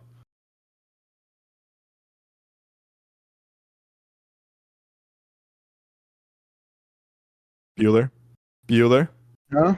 Bueller? Yes. Bueller? Yeah, I'm sorry. I'm thinking. I would give it a B. Okay. Right. This is Batman versus Superman, right? Yes, sir. Yeah. Okay. Because, and I'm talking about the theatrical version. I'm not talking about the extended version. So theatrical. Yeah. Yeah. Yep. You're right. Yeah, theatrical version. Yep. Okay. That's okay. Sorry. I'd give it a B because and I'm going to talk about Ben Affleck's performance-wise only. I completely agree with Nick. I love the outfit. I love Ben Affleck's portrayal of Batman, and Bruce Wayne. Bruce Wayne, he's a playboy. He's, all these events, he's dancing, he's showing off. This is who he is. But then Batman, he's all about protecting the world from any type of danger, even if it's a superpowered alien. You know what I mean? I did not like that it was all in one piece. I felt like it should have been two pieces. We had this discussion. Our friends were hating. They're like, "Man, Ben Affleck as I was Batman one of them. sucks." I was one of. I was one. No, I didn't say he sucked, but I didn't like. But yeah, but I was one of those people that was kind of like, yeah. But I wasn't as harsh as other friends And were. yeah, no, our friends were like, "Oh man, like Ben Affleck sucked. His Batman's horrible. His outfit was dumb." Da da da. They And didn't you like didn't the even. costume? No, Oh they Yeah, didn't. a But couple of hold friends on, I hold saw on, with were bad. hold Were on. really bad. So when I saw it, I was like, bro, it was great. And I even went to Doug. I was like, man, this is a good movie. Ben Affleck did fucking spot on. He was perfect. I fucking loved this. And the outfit, let me explain the outfit. And I told him, I was like, The Dark Knight Returns. This is older Batman. He's been Batman for a very long time. This is his outfit. It's comic book. It's if you look it up, like I told Doug, like I told him, I was like, look it up and you'll see it. Like this is his costume. It's nothing stupid about it. They didn't get anything wrong. And I really loved his portrayal of Batman and how he did Bruce Wayne. I think he did such an amazing job, and I was excited to see the future work that he would do. Sadly, studios fucked that all up. Yeah, I'd give it a B because the movie was too long. I felt like it could have been done in two parts. It was the theatrical version. At least. They tried jam packing way too much information into one singular movie. So the pacing wasn't really well cut out. But overall, Ben Affleck's, Batman was fucking phenomenal, and I loved it. Yeah. So again, I a lot of what Joe said. I see the same thing. I think there's a pacing issue. I do think with this movie, and we'll explain that when we get to our theatrical cut, the ultimate edition of it. But yeah, there's a pacing issue. Remember, as someone who just loved Man of Steel, so I love Man of Steel. I remember seeing that opening day. I love Man of Steel so much. I was so hyped. I'm like, this movie's great. That movie, again, a different tier list every episode, but like that movie to me, I was like, oh. So the hype of that was like, okay, I can't wait. Because I was kind of like, this is around Marvel was kind of killing it, obviously, at the time. And I was like, hey, cool. You just kind of like, we're taking a little break from Marvel. We see something different, obviously. And I was excited. Like I loved Henry Cavill as Superman. We're gonna see kind of some Justice League people coming in. Wonder Woman finally. I'm like, okay, cool. I did not like Eisenberg, Jesse Eisenberg as Lex Luthor. That to me to this day was miscast. I love him as Zuckerberg, Social Network and other movies. Obviously, don't get me wrong, but that, to me, I was like, what? Oh, excuse me now. So parts of the movie definitely worked for me. I do like how it was filmed. It was filmed on film. Actually, you shot it with IMAX. If you can get the 4K of the new 4K of it now, you can watch the IMAX scenes. They're really cool, actually.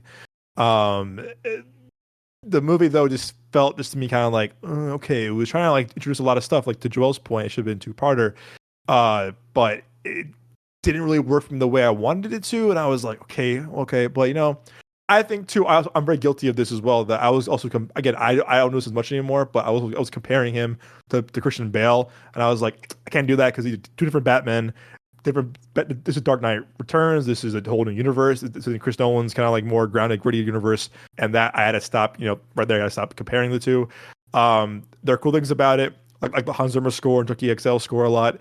But to me, I was like, I wanted more from it. I was like, hey, that's not what I had in mind, but parts I did like, but I also had a pacing issue with it as well. And I wanted to love it, but I didn't. But also to Nick's point, too, I love the opening with the music and like the montage of the scenes, everything, whatever. And how he flies up with the bats is really cool. Again, I think people will harsh on this movie. And another thing too that David Ayer talked about a lot as well, that like the Suicide Squad, was that the studio never tested BVS, which is very weird for a movie like this. The studio usually test audience like they're big, huge IP movies, and they didn't.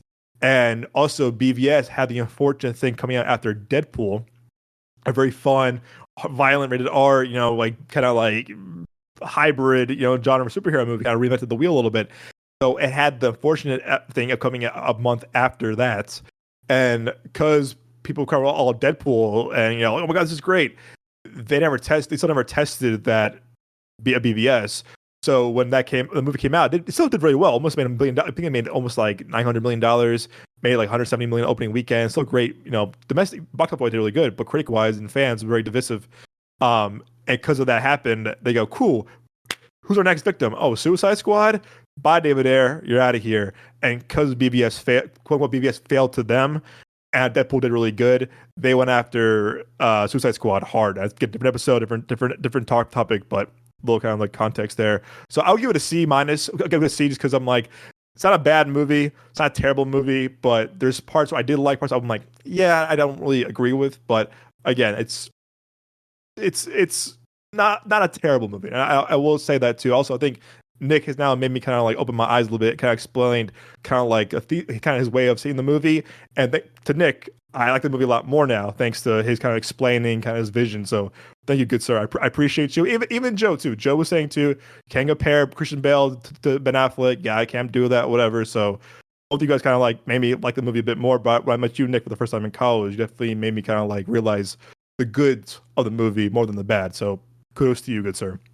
Thank you, my brother. Thank you. So I'm giving that a C, but y'all give it a B. So B overruled. So we're gonna put BVS Dawn of Justice theatrical cut at a B. And next up, I know Joe, you haven't seen this one yet. I would definitely recommend is BVS Ultimate Edition. And Nick, my friend, I'm gonna have you go first. What would you give BVS Ultimate Edition and why? So this is one I would give this one an A straight up. Okay. Again, just largely it's an improvement on the first one, and it just they basically just fleshed everything out. And how I was saying, like the first one felt a little bit off when I was watching the Ultimate Edition.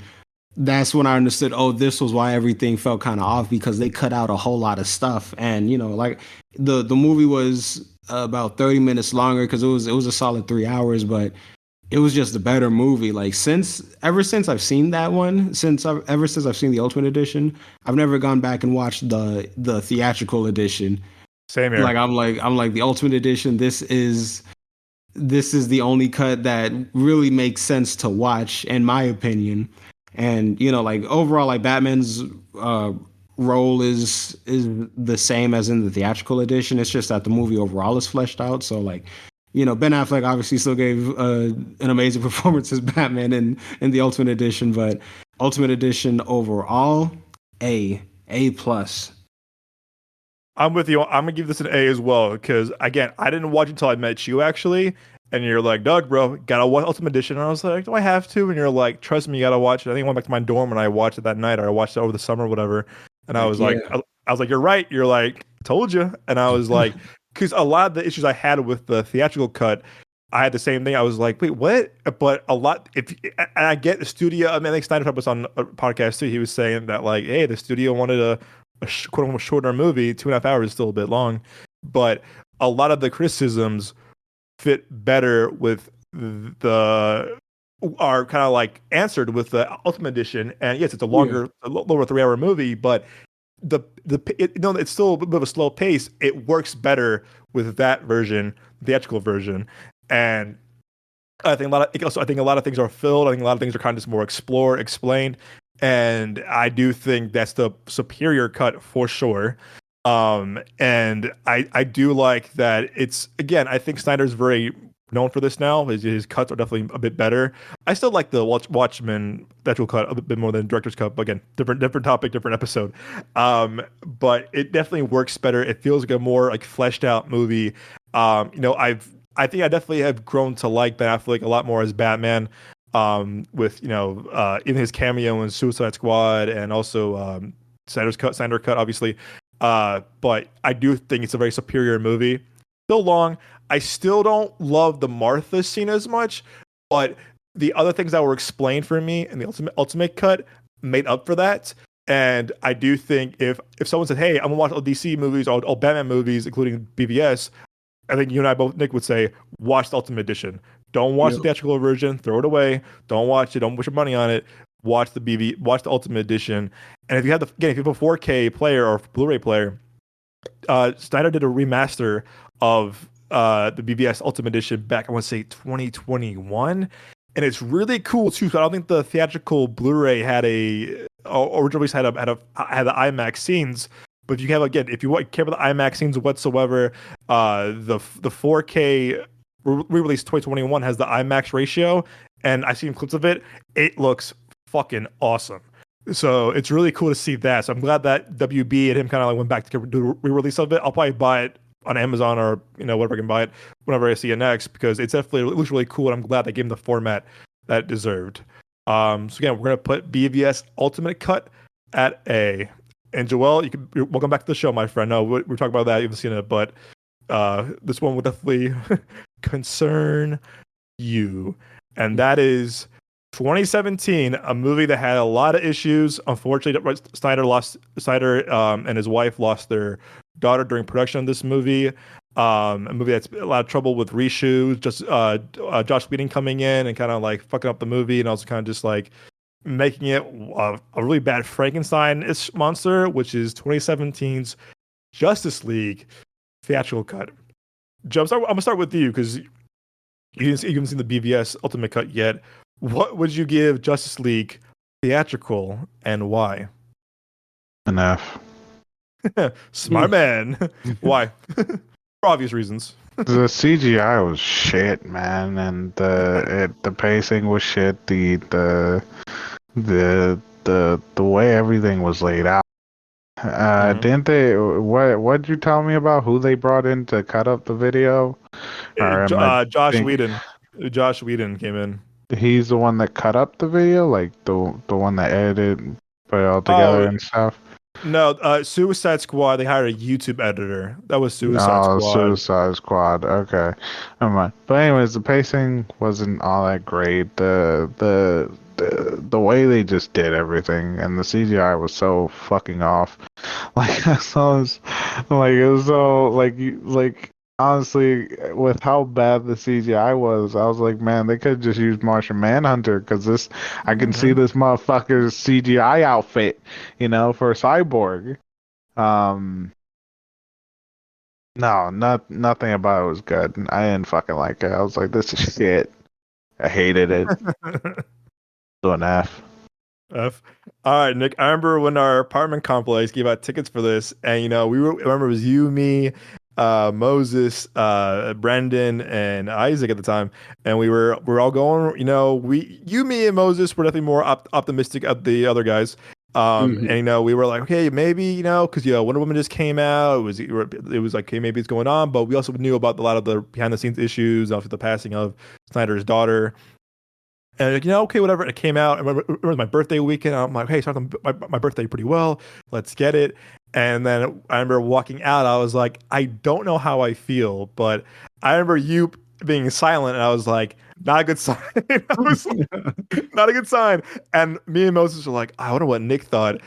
And I think we turned to you in the corner of the theater, and you were like shaking your head. You're like, nah, guys, nah. What would you give that theatrical cut of Justice League, and why?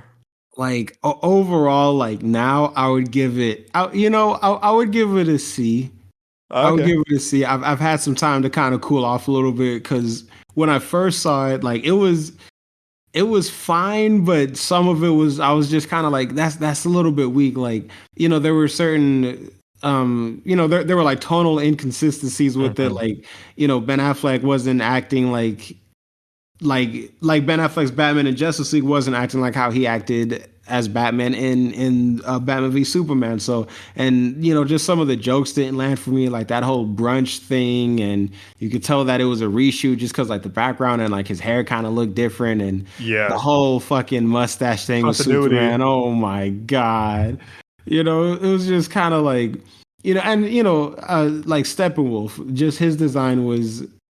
It was terrible. It was awful. And, after the movie came out, like, I was kind of like, like at the time I was like, it was fine. It's just like I'm a little disappointed because it didn't even pay off everything that the that his predecessor BVS did. Like with that scene in BVS where it was like you got a little glimpse of like a possible like nightmare feature, and they had the flash like time traveling, and they just did not bring it up at all in 2017's Justice League. So I just like I was kind of like I was just so let down. And there were like other movies that like years before where I would be excited that they would come out like Andrew Garfield Spider-Man 3, and then it was like canceled, and like that's when I learned like wait, they just don't make every single movie, like they actually cancel movies. So with 2017's Justice League, I was like I can't believe like y'all made Man of Steel and then BVS the Ultimate Edition and then capped it all off with this. Like it was like atrocious. But like now I'm like, there's how I look at it now is like, you know, it's still obviously the inferior cut. Like it's rough, but there's some stuff that's a little bit fun, and I could kind of see what I guess they were going for. Like I think in an alternate universe, if you know Joss Whedon was maybe involved since the beginning of the DCEU, right, and it was just kind of more tonally consistent, the Justice League, for various reasons, would have been a better film. It would have just been more cohesive, but also like we would have been kind of used to like, okay, this is DC, but kind of like this lighter version of DC, because in that universe there never would have been a Zack Snyder like Man of Steel and Ultimate Edition and Zack Snyder's Justice League and stuff like that. If it would have just been all like lighter from the get-go, then it would have been like better. And since again, like just to kind of like round it all off, since we're talking about Batman specifically, you know, I like Batman. He's my second favorite superhero. So part of me is kind of like, it's a little weird that Batman is forming the Justice League, because in the comics, whenever he's the leader of the Justice League and like Superman is there, that never really sits right with me. It always feels like y'all made him the leader just because he's more popular, but really like Superman should be the leader. Like that just right, that kind of makes more sense with the context of the film. But in this one, they killed off Superman, and then Batman was inspired by Superman to basically fight his battle, but in a better way, and by uniting people and thus creating the Justice League. So within that kind of narrative, I can appreciate it. I think it's cool, but and I liked how they did it, because only like Batman could only be the leader of the Justice League without Superman. So I'm like, okay, that makes sense. But his role as like the leader of it, like that's kind of interesting, especially looking back. Like, damn, he really formed the Justice League. Like that's dope. And he went through, like this was basically at the end of his career as Batman, pretty much, because this was like after the Dark Knight Returns kind of phase. You know what I mean? And it's like that. So that just kind of, that makes it more interesting to me. The fact that he's been in this almost longer than like everybody. I say almost because Wonder Woman was on the team, and you know she had been fighting crime or she had been basically a superhero for like hundreds or thousands of years or whatever. But his role in that one was definitely interesting. So, but with the movie overall, I would give it a C. But his kind of, I liked how they completed his arc as Batman. I thought that was really interesting, because you never really see Batman like complete his arc in like a lighter way.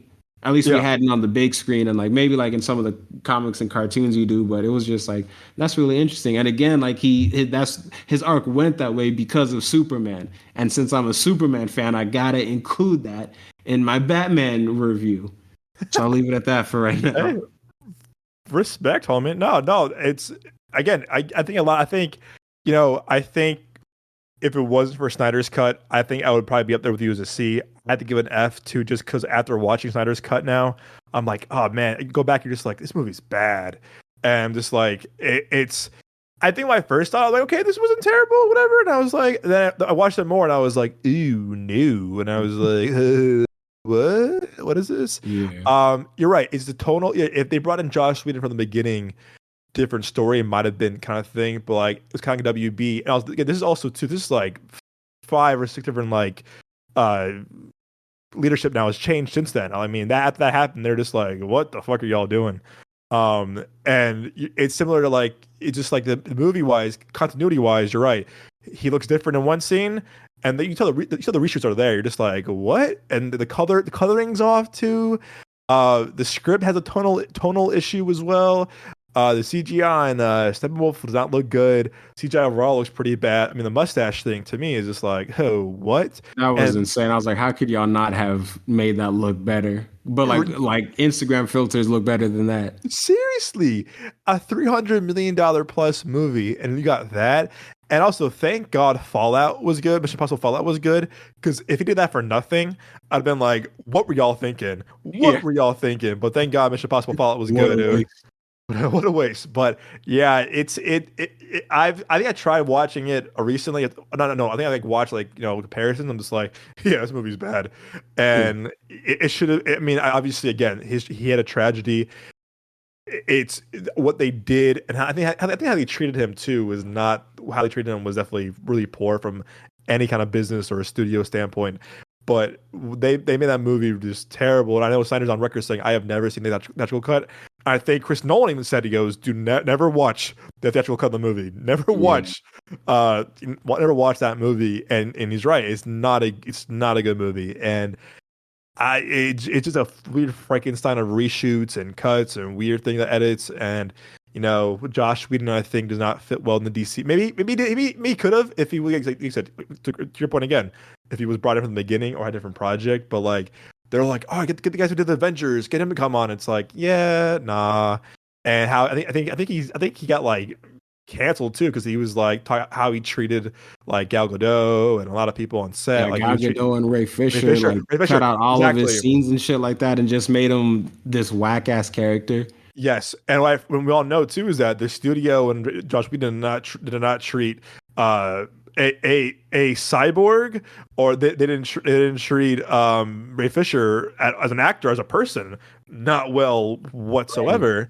And so you're just kind of just like, what? And the whole story, like, because even like the original trailers too, you're like, there was definitely in the coloring was different because the trailer it wasn't red. And then the thing with like the family in like Russia or Ukraine, whatever, that was weird. Oh my god! It's like, huh? So that's low key gotta suck for like the people involved in that scene, like the actors that played the family. They're like, yo, we get to be in the theatrical cut of Justice League. That's gonna be so dope. But like everyone's like, man, fuck that family. They were my least favorite characters. I hated them. They were the worst. Yeah. I mean, how ironic, but it's like no disrespect to the actors, but just to like whoever decided to fucking put those scenes in there. It was definitely they don't do it. Like I guess what he was going for. Like it's like, oh, this shows like the Justice League is they say people all over the world and they have that kind of like a global connection to everybody. But it's like, okay, but I didn't come here to see the people they're connected with. I came here to see the characters. Yeah, no diss to them, but it's like, what? But I don't know. It's a movie that you're just like, oh man, I remember it came out, like the people were so mean to it. I mean, and rightfully, rightfully so. Looking back at it now, but like how it box office wise, it flopped, cost them so much money, and everyone's just like, what is they doing? And I mean, and also too, that was like, hey, we're gonna be DC was kind of like in the dark for a while, for a year and a half until Aquaman came out. But yeah, I mean, I think I threw away my Blu-ray of it actually, my theatrical cut. I was like, yeah, I'm good. But it's not a good movie. I'm giving it an F as well, but you've got to C. I think we gotta meet in the middle and give it a D. D. So I think if C is still high enough to like not get an F. So we're gonna give it a D. We're gonna give Justice League theatrical a D. Let's do it. Closing out Snyder's reign with DC and Justice League, whatever, we have the superior. I think my second favorite DCEU film, that is, which is Zack Snyder's Justice League, released on Max after years of petitioning, years of fans demanding, years of fans, backing this up. The early days of HBO Max and WB, also way before the new leadership of WB. This is like, I think, August of 2020. We were all in lockdown. May 2020 during lockdown, whatever. Snyder got the go ahead to finish his vision of the Snyder Cut Justice League after years of fans demanding, servicing, please, begging. WB and HBO Max said, you know what? We're giving it an HBO Max release. of this movie, and it came out March 2021 when we were kind of getting out of the pandemic. We're still middle of the pandemic. We're getting better. We're still trying to like get vaccinated, stuff like that. And a movie that everyone said this movie kicks the theatrical version out the fucking water. Hell yes, it does. Every possible way. A movie that was also one of the biggest HBO Max debuts at the time. A movie that people were just like, finally, this is what we wanted. Again, I'm starting with you, my friend, because again, as someone who was you're a Snyder appreciator, you're someone who's defended this man and his legacy at DC. Well, what would you give Snyder's Justice League and why? So this movie is S tier for sure. Yeah. I didn't get into it when we were talking about the 2017 version, but I'm gonna get into it now. Like after the 2017 one came out, I just like over the years, I just kind of became like increasingly more like not like paranoid about the movie, but just like because I kept like finding out, Zack Snyder was saying like this is a little tidbit of what I was originally gonna do with the movie. This is some concept art of the movie, like these are like certain arcs that I was gonna do with the movie, and like someone was like, what do you think about like how they did like with this scene with Cyborg? He was like, that definitely wasn't my movie at all. And then even certain actors, like I think his name is Syrian Hines, who played Steppenwolf in the movie. When he saw the theatrical cut, he was quoted as saying, "That's not the movie I worked on." So like over the years, I was like this kind of like those sons of bitches took this movie from me. Like I was just kind of like I was looking like tripping over it, man. And I was like, it was insane because I was like, I can't believe they did this. Like because even though I hadn't seen Zack Snyder's Justice League. I was like, this just really seems like it would have been the better movie. So why not just do this? Like, why do the Joss Whedon cut instead? Like, the whole Joss Whedon thing just seems just super like just kind of scummy and greedy and just like sleazy and shit. But absolutely. With Snyder's Justice League, the kind of arc with that he went through in the 2017 one, Bruce Wayne's Batman, it's similar because it's him trying to create the Justice League and again like unite everybody. But the thing is it was just done so much better because he wasn't kind of trying to be like witty and dropping jokes and one-liners and like, oh yep, something's definitely bleeding. Like it wasn't any of that. It was literally just like it was just the Snyder version of Batman from BVS continuing his arc and again, so it was just tonally very consistent. And it was the superior film. Like obviously overall, like everyone else's character arcs, like they felt more complete. And this movie, the way this one ended, it felt more like the beginning of a universe where the Whedon cut, it felt like it tried to end on a pleasant note. Yeah. It didn't really feel like it was going to continue like that, so in a way, like it kind of did, I guess, because I think they were saying all of the DC EU movies after the Whedon cut, they're all canon with the Whedon cut, and the Snyderverse is just its own separate thing. Which like that kind of sucks, but I guess I don't mind it because it is just like an awesome fucking movie. Like, dude, they like Steppenwolf. I mentioned it in the 2017 one. The Steppenwolf for Snyder's Justice League, his character design like infinitely better. They had my boy Darkseid in there, like he was insane. The voice was crazy. How Superman came back was dope. The suit even looked better in the Snyder cut. Like everything just visually looked better in the Snyder cut, and they had they had a very underrated character come in towards the end. Martian Manhunter, played by the amazing actor Harry Lennox. Like, dude, Martian Manhunter, like he's definitely one of my favorite DC characters, and he's just incredibly underrated. Like he's really, really slept on. So just as a movie, like everything about it. It's like it all kind of came full circle, but we're ready to make like part 2 and part 3 and so on and so forth. And it just, without getting into it, like just everything from like the emotional levels to the action to the writing was just so much better than the 2017 cut. And this version of Bruce Wayne was a better version of Bruce Wayne than the 2017 one. Yeah, I just loved everything about it. S tier for sure. S for super, comma man. Got him. Got him. Got him. All right, Joe. Bringing you back into conversation. What would you give Snyder's cut, Zack Snyder Justice League, and why? I give it an S, and Nick said everything that really needed to be said. So, yeah. Ladies and gentlemen, Joel Kindlein, everybody. a man An of S. a man of many words against Disney becomes a Snyder cut, not so much. Oh, what else? Nick said everything. That man went in depth. What you Hey, man. mean? That's I not got a man, chest that- for a that's reason. my movie. That's my movie, bro. So, what else was I supposed to say? Martian Manhunter, yeah. It's like, I don't know. He said it, he really did, like, no joke. He covered everything. I completely 100% agree with him, and that's why I give it an S tier. It's incredible. It's great. A lot better. The film was great. The heroes were great. The CGI fucking perfect. You know what I mean? Like, everything was really laid out well for it, and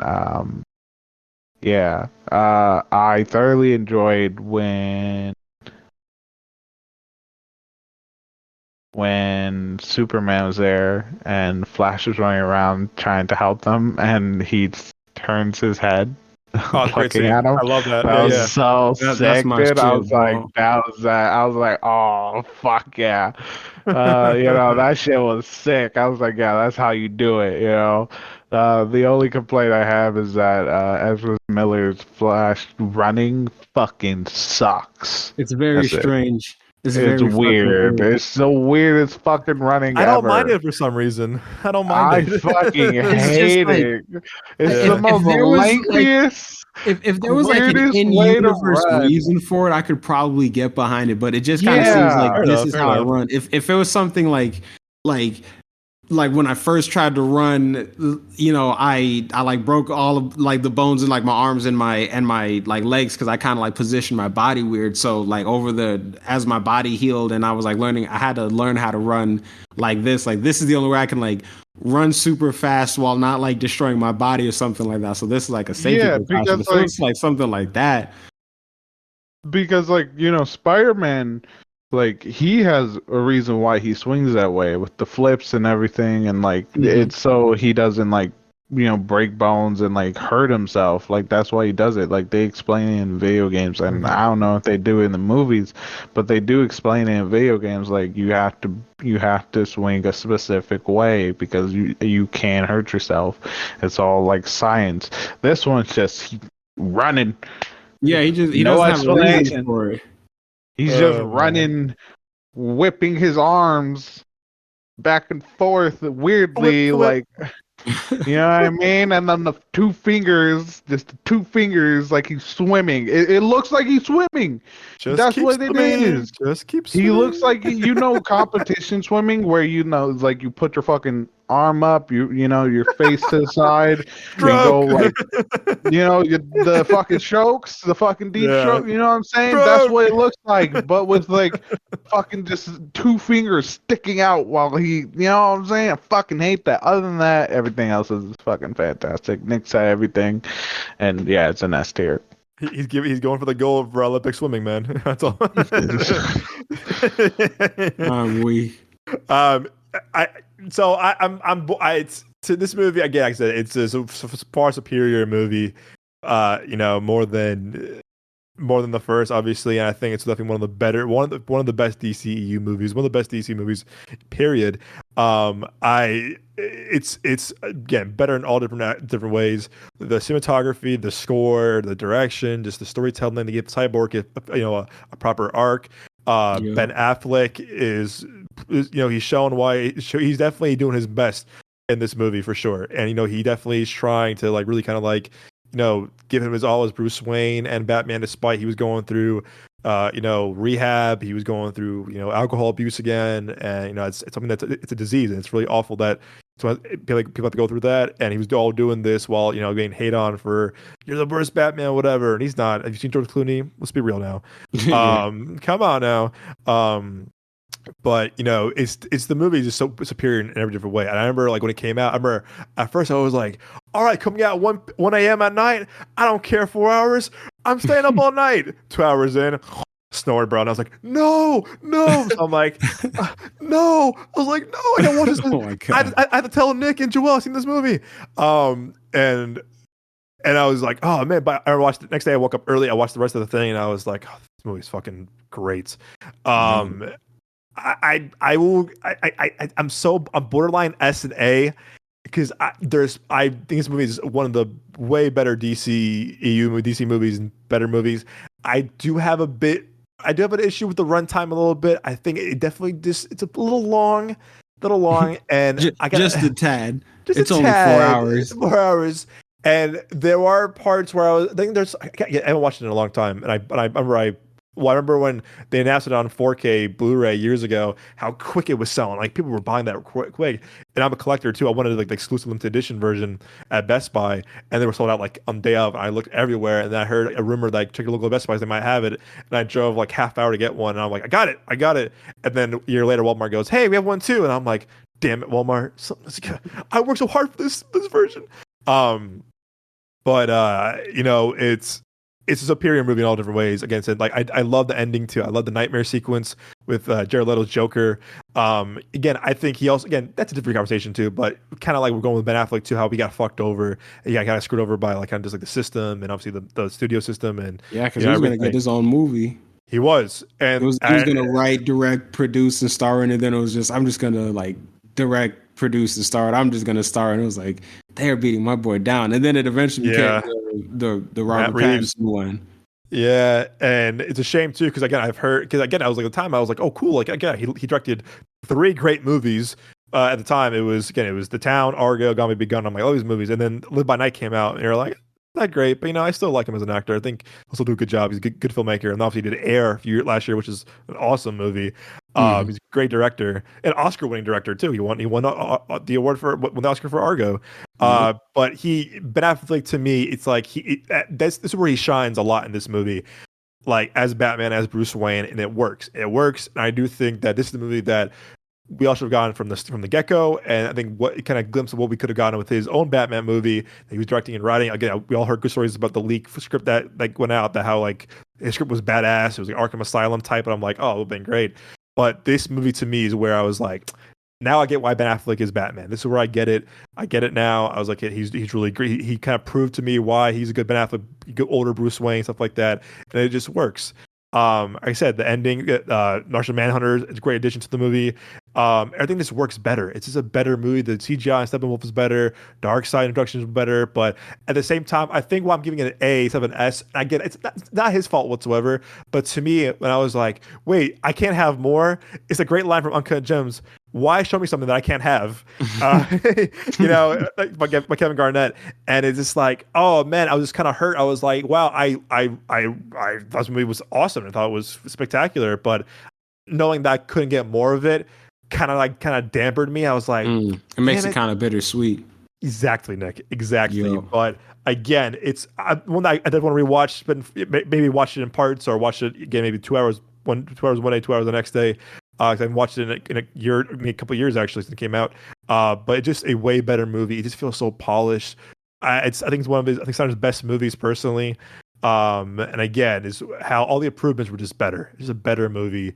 And again, I do like the additions that were added even after the movie, during the pandemic, whatever, during COVID and everything. So way better movie. But I'm giving it an A. You'll give it an S. Obviously, it rules out. So we're gonna put Snyder's Cut at an A.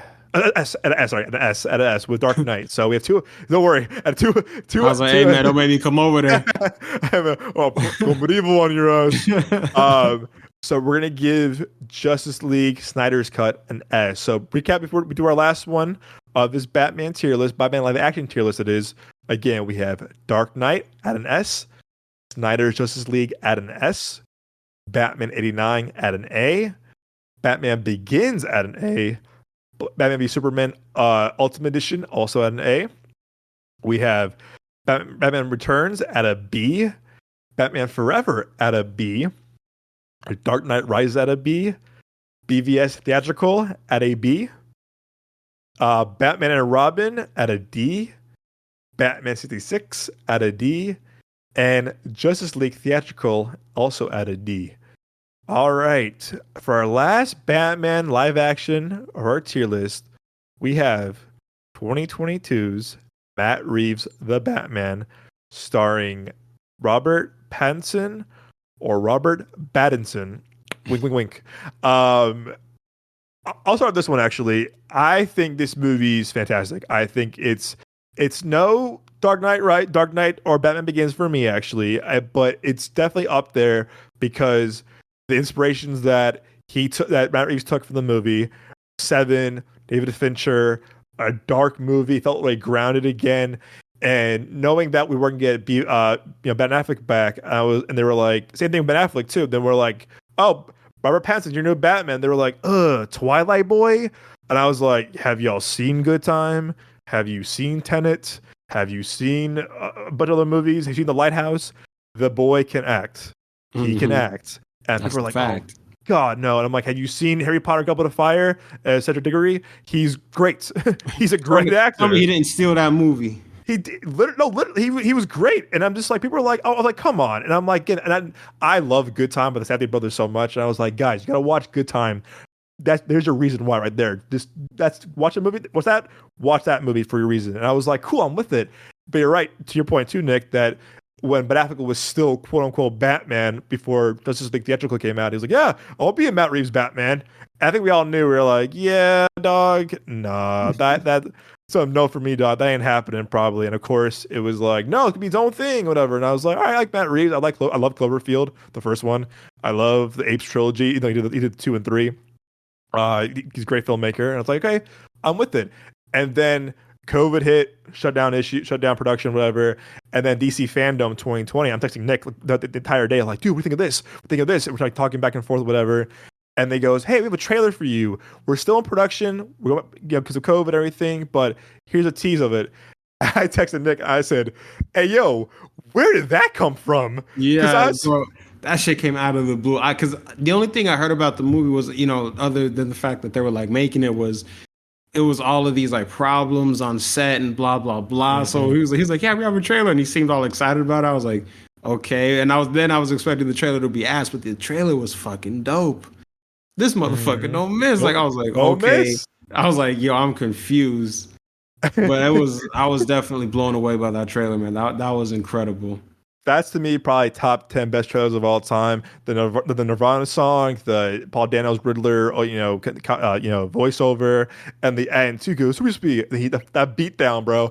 I said, oh fuck. I said, okay. I was like, holy shit. Oh my god.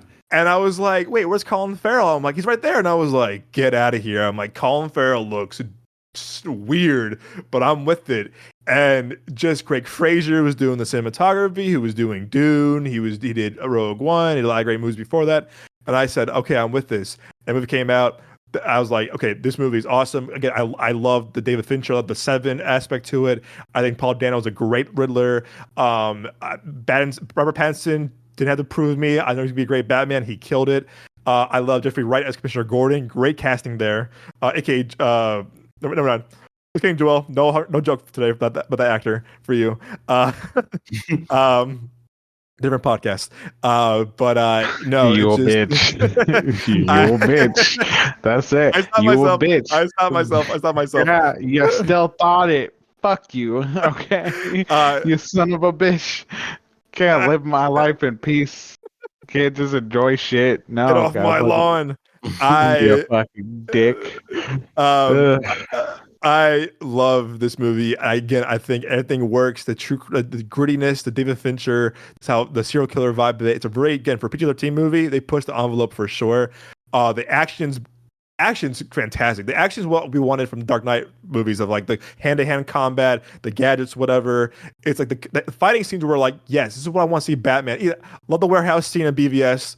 Don't get me wrong, the warehouse scene is top 10 best Batman, top 5 best Batman moments of all time. But the Batman choreography in The Batman is awesome. Like I said, I thought Colin Farrell was a great Penguin. We haven't seen Penguin in a movie since live action movie since DeVito killed it as more like a mobster kind of guy. I like John Turturro as Falcone. Everything just works. The cinematography score by Michael Giacchino just works. The big issue I had with this movie, though, the pace didn't bother me as much. I think the pace a little bit is kind of like a little long. 3 hours for a new Batman. I thought it was a little long at time. I will say that. But I thought Matt Reeves' direction was great, very solid, great script, great dialogue. However, also Zoe Kravitz as Catwoman, favorite Catwoman. I thought she killed it. I thought she did a great job. My issue, better than Halle Berry. Oh man, Halle Berry's still I'm kidding. Tough, man. She's number two. She's number two best Catwoman. It's a tie, I would say. It's a head-to-head, neck-to-neck tie. But I thought she was great. I thought she was a great Catwoman. I thought she added a lot to the story too. My biggest issue with the movie, though, again, this is a spoiler. I'm sorry. If you're listening to this movie and seen Batman yet, you should go watch it. Come back to this episode. I just don't. Another Joker. I was like, are you kidding me? I'm just like, we're all just Jokered out. I'm just like, you guys use the Joker because we just got the Joker from Todd Phillips 2 or 3 years prior. We saw Jared Leto again back in the theatrical Snyder cut, whatever. It just, I was like, another Joker. I'm like, okay. I like Barry Keoghan. I'm not sold on him yet. Again, I know I like Saltburn. I know Moses hated it. I think dude's a good actor, but I think there's a little too much hype around him as a performer. And him as Joker, I was like, I don't see it, man. I'm just Jokered out. But, I remember I saw that movie too, and he was like, laughing. And I said, oh, come on, out loud. People started laughing next to me. I was like, oh, another one? And I was like, come on, oh man, whatever. But other than that, I give it again, teetering S and A. I'm gonna give it an A. The Batman an A. Nick, what would you give Matt Reeves the Batman, and why? You know what? I'm gonna give it a solid S tier. This is my all-time favorite live-action Batman solo film of all time. When Pattinson was cast, like I was on board. I was like, I think he's proven himself because, like you said with Tenet, and he's just like, yeah, he did like Twilight, but I had also heard like he wasn't a fan of Twilight, and he never did anything like fucking hates Twilight. Yeah, he never did anything like Twilight since Twilight. So it's like I feel like we should give him a shot. And then when I saw The Lighthouse, I was like, that's what sold me. Mm-hmm. And the cast was really cool, like you said.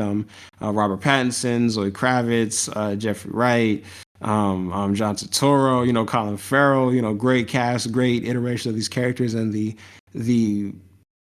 fact that they kind of base it off of the Frank Miller year one, but this is like year two. I thought that was really cool. I was definitely excited for that. I haven't read the comic book, but I saw the animated film when I was in high school, and like just like I was sold. I was like, this is gonna be dope, because I remember like Nolan was kind of basing his films off of some of the Frank Miller ones, like Batman Begins was kind of based off of year one, and then Rises was kind of based off of Returns. And it's like, yeah, I see elements of those, but with Matt Reeves, it felt like it was more of like an adaptation rather than a movie that kind of just borrows some elements from it. Yeah. Because it just like everybody, they look like they kind of just hopped right off the comic, so like that was dope. I don't know that I necessarily like how the suit looks, but I like the idea that he put the suit together himself. The Batmobile was really cool. I like that. It's just a car like that. It seemed that scene where he was chasing Penguin. It seemed like the car itself was like, it was like a monster, like it was alive. I thought that was just dope. Like you said, Paul Dano was great as the Riddler. Excuse me. I do feel like I wish they would have taken it there with, because I really thought that that the Riddler knew that Bruce Wayne was Batman. I did too. Yes. So yes. I was a little bit, I guess, underwhelmed when they didn't go that route. It just felt like they were playing it a little bit too safe. Mm-hmm. And I feel like that would just, because that's kind of the one thing we haven't really seen in a Batman movie so far, is the villain knows who he is. At least in that type of capacity, because they did it with Ra's al Ghul, but it was like, he died in the first movie, and Ra's wasn't going to tell nobody. Like, he didn't really have a reason to. With the Riddler, it's like he could have destroyed Batman's whole thing, and in the first movie, Because could you imagine if they did something like that in the first movie, but then they still made sequels? That would be revolutionary as far as like Batman films go. Shit, you're right. You feel me? Alfred was Shit. really cool. Like Andy Serkis, I was Great when casting. he was when Great he was in casting. us, I was like, I don't okay. Like I like him as an actor. I don't see him as Alfred, but I like him enough as an actor that I'm down with it. And he was a really cool Alfred. good. And, I like that he kind of they kind of based him off of the Batman Earth One version of Alfred written by Jeff Johns. I thought that was really cool. Because I like the idea that Alfred isn't just a butler. Like I like the idea that he's kind of like he's got some grit to him. And I gotta say, like I think the Andy Serkis Alfred was definitely the most well dressed Alfred that we've seen on screen. I like the little cufflinks he had. He just had the whole fit, and I like that. True. But like overall, like yeah, I just I love the movie overall and also this is one thing that they did with Gotham City. It felt like the city itself actually had character, and that was something I never really got from any other iteration of Batman before. Like kind of with the Schumacher ones, but that was just because everything was all like neon lights, and they had those giant skyscraper sized statues in between the buildings and shit. But like everyone, like whenever I'm like watching commentary on a Batman movie, whether it be like live action or animated, they're always kind of bringing up like, excuse me, like, I really wanted Gotham City itself to have like a distinct feel and to feel like, like a character itself. But it always just kind of felt like, this is just a city to me. But with, excuse me, with the Matt Reeves Batman, everything, it just looked stylized, but not in an overly comic booky way. Like it was like stylized, but in a very grounded, real world way. But it also, I guess, maybe not stylized, but some of the designs, like some of the sets, they had this gothic feel to it. Like especially Bruce Wayne's house, where he was having that scene with Alfred, kind of towards the beginning of the movie. Yeah. And he was eating like the blueberries, and he had the sunglasses inside. Like it felt very gothic. Like Wayne Tower just felt gothic. I like the look of the kind of like prototype bat cave where it's just like grunt, like the overall like feel of the overall, not feel, but look of the movie, where everything's kind of like grungy and dirty. And it's like, I never thought I would enjoy seeing like a grungy kind of version of Bruce Wayne as opposed to the more fancy, I'm a rich billionaire type Bruce Wayne. So that was really cool to see. Excuse me, but yeah, just like I might get flack for this, but I think it's at least I enjoy it more than The Dark Knight, because while The Dark Knight certainly is it's definitely iconic for sure. It's like it's an amazing movie like in every aspect, but just kind of like the Batman with Robert Pattinson and Zoe Kravitz and everybody, like that, just it feels like a live action kind of just dark, gritty, modern comic book, where I guess The Dark Knight just kind of felt like, it very much, not necessarily in a bad way, but it very much felt like this is Nolan making a Batman movie, whereas like Matt Reeves' a Batman felt like it's a Batman movie. You know what I mean? Like it felt more kind of like I feel like I got like more like the essence of the comic character, and just again like the vibe of the city, everything was just kind of like just overly like gothic and dark, and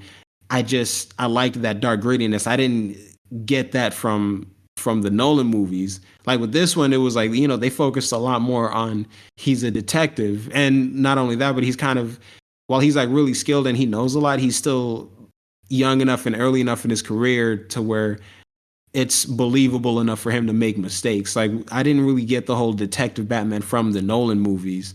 That one was more, I'm trying to be like this larger than life symbol, and I do some detective work. Like this one was, I'm kind of like a weird goth kid. I'm all grungy and shit, and I'm gonna be a detective and dress up like a bat and fight crime and stuff like that. You know what I mean? So it was kind of like, I really like that take on it. It felt more Batman to me. So yeah. So S tier for sure.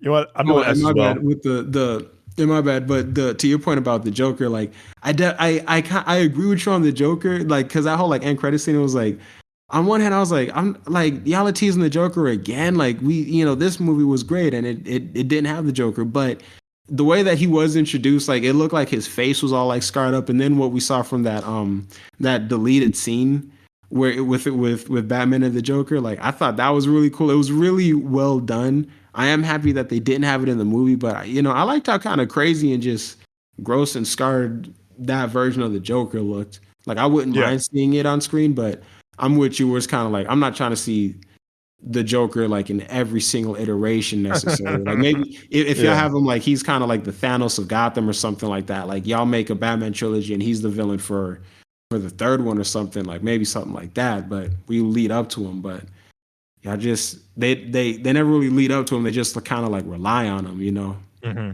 Yeah. No, I can't argue with that too.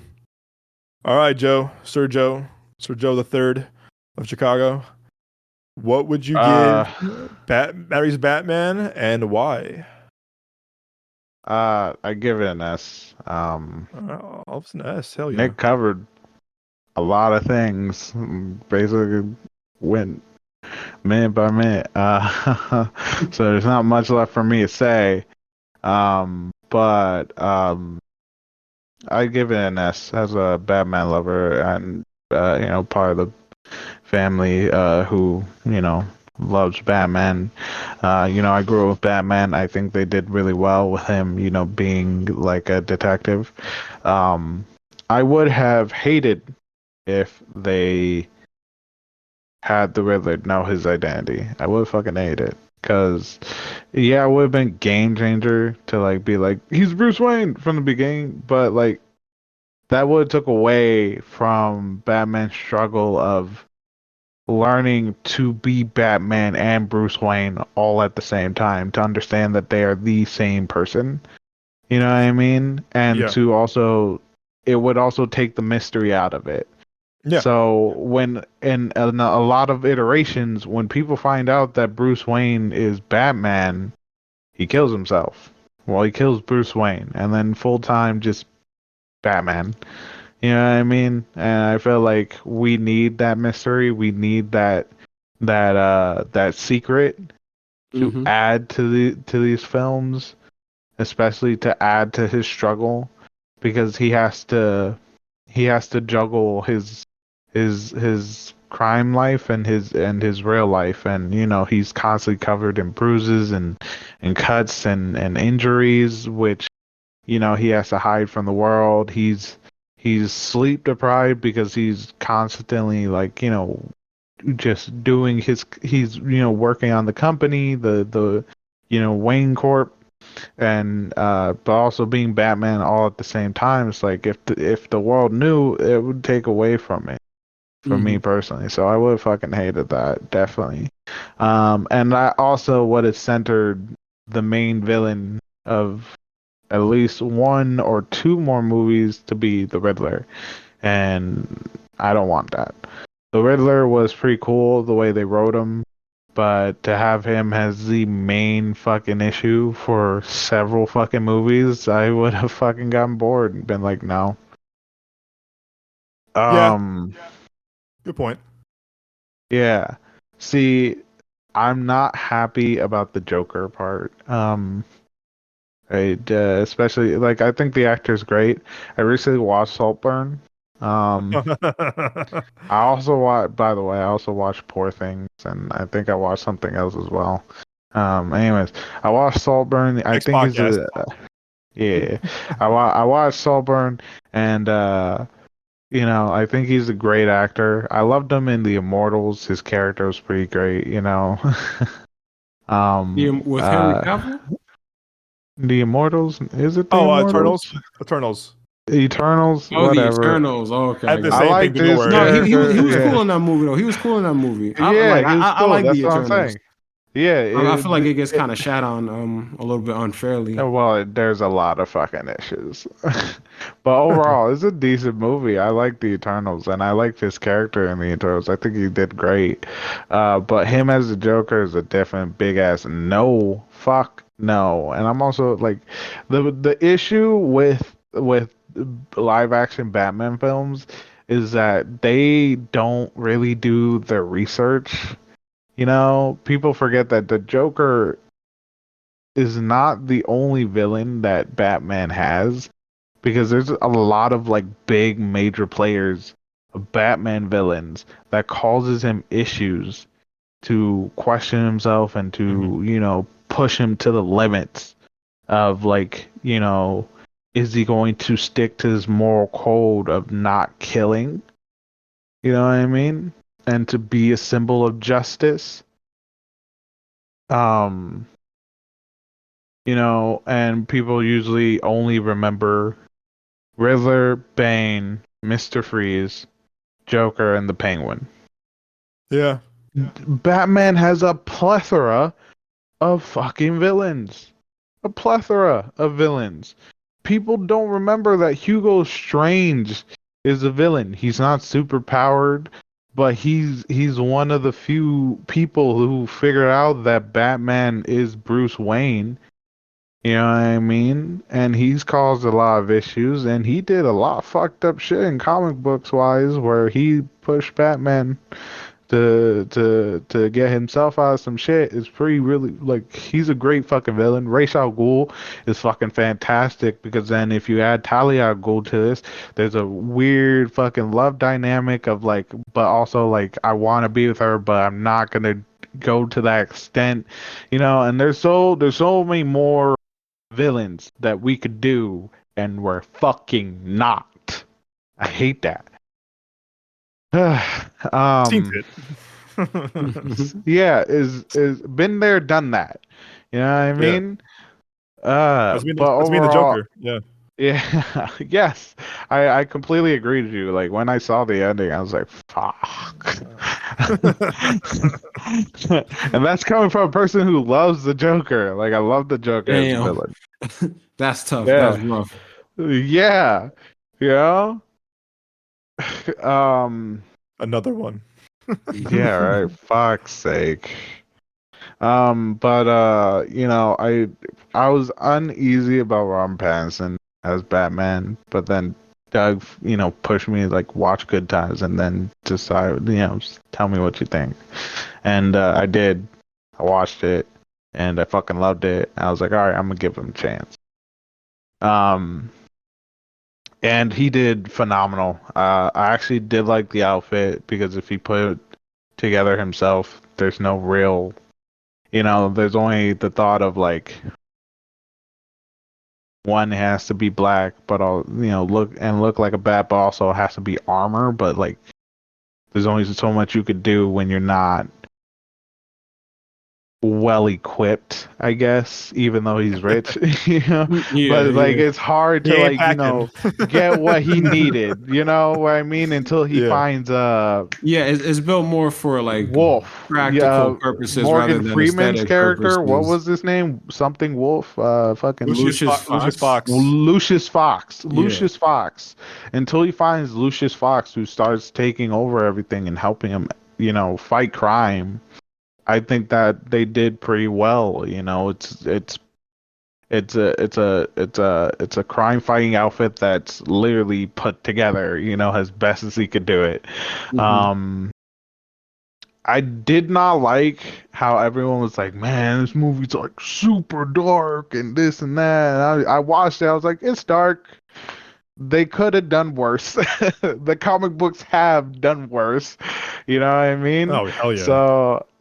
So I was like people are saying like, oh my god, it's super gritty, it's super dark, and da da da. I was like, it has its dark elements, but it's not like, oh my god, I can't believe this. It's like, all right, cool. Like I like the way they wrote the Riddler. I like the way they did everything. I love the moodiness. I love that Gotham felt very much so like Gotham. You know what I mean? Like that's Gotham.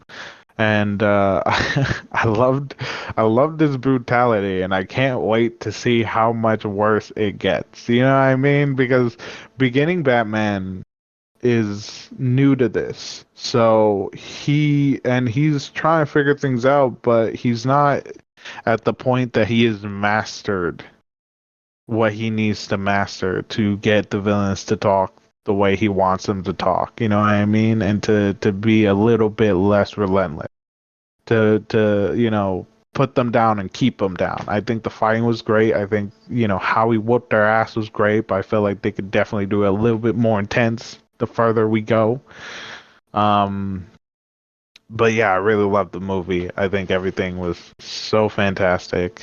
Um, the Riddlers wrote really well. Cinematography was fucking phenomenal. And and I love how they, in this, it shows the struggle of Batman seeing himself as a vigilante and people not appreciating him, like him thinking like I have to stay away from the citizens to continue doing this because, I want everyone to be scared of me, and like sort of like remind him that like it's okay to be human while you do this. I really like that. So yeah. I'd give it an S. You know what? I changed my mind. You guys, again, I'm kind of having the background. I'm doing an S as well. I'm doing an S as well. And one thing I do love too is that I think people kind of forget too that the gun that's his bat in his chest is from the gun that killed his parents. That's so fucking cool. Damn, I forgot about that. That's dope. So I love that. And the opening 10 minutes to me is probably, I mean, don't get me wrong, my favorite opening of any Batman movie is still Dark Knight Heist because of Chicago and the IMAX, obviously. But that opening scene with Giacchino's score and the monologue, the October 31st. Oh my Thursday. God. That shit was poetry, bro. Goosebumps. Goosebumps for real, man. I was like, Nolan never would have done this. I'm like, this is pure Batman. This is year 2 for real.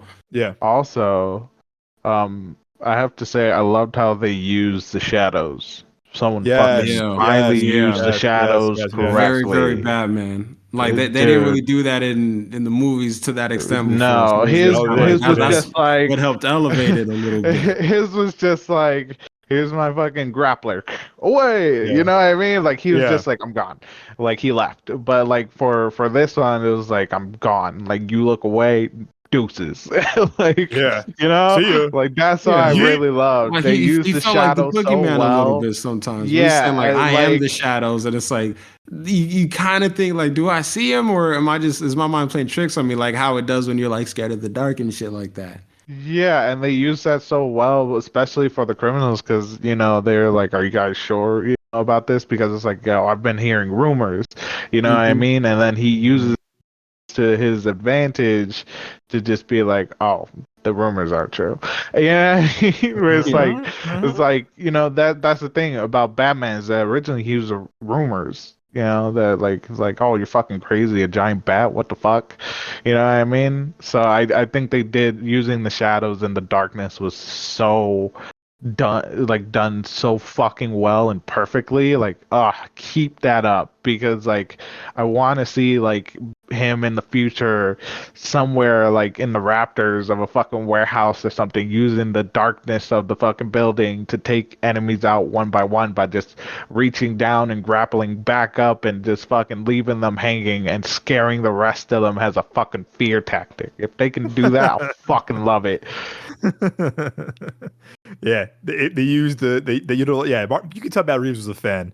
You can tell Matt Reeves was a fan of Batman, and he knew his vision. He knew his vision. Again, also the studio trusted him because again, he had 2 great Apes movies and Cloverfield, which kind of just like was a huge deal when it came out.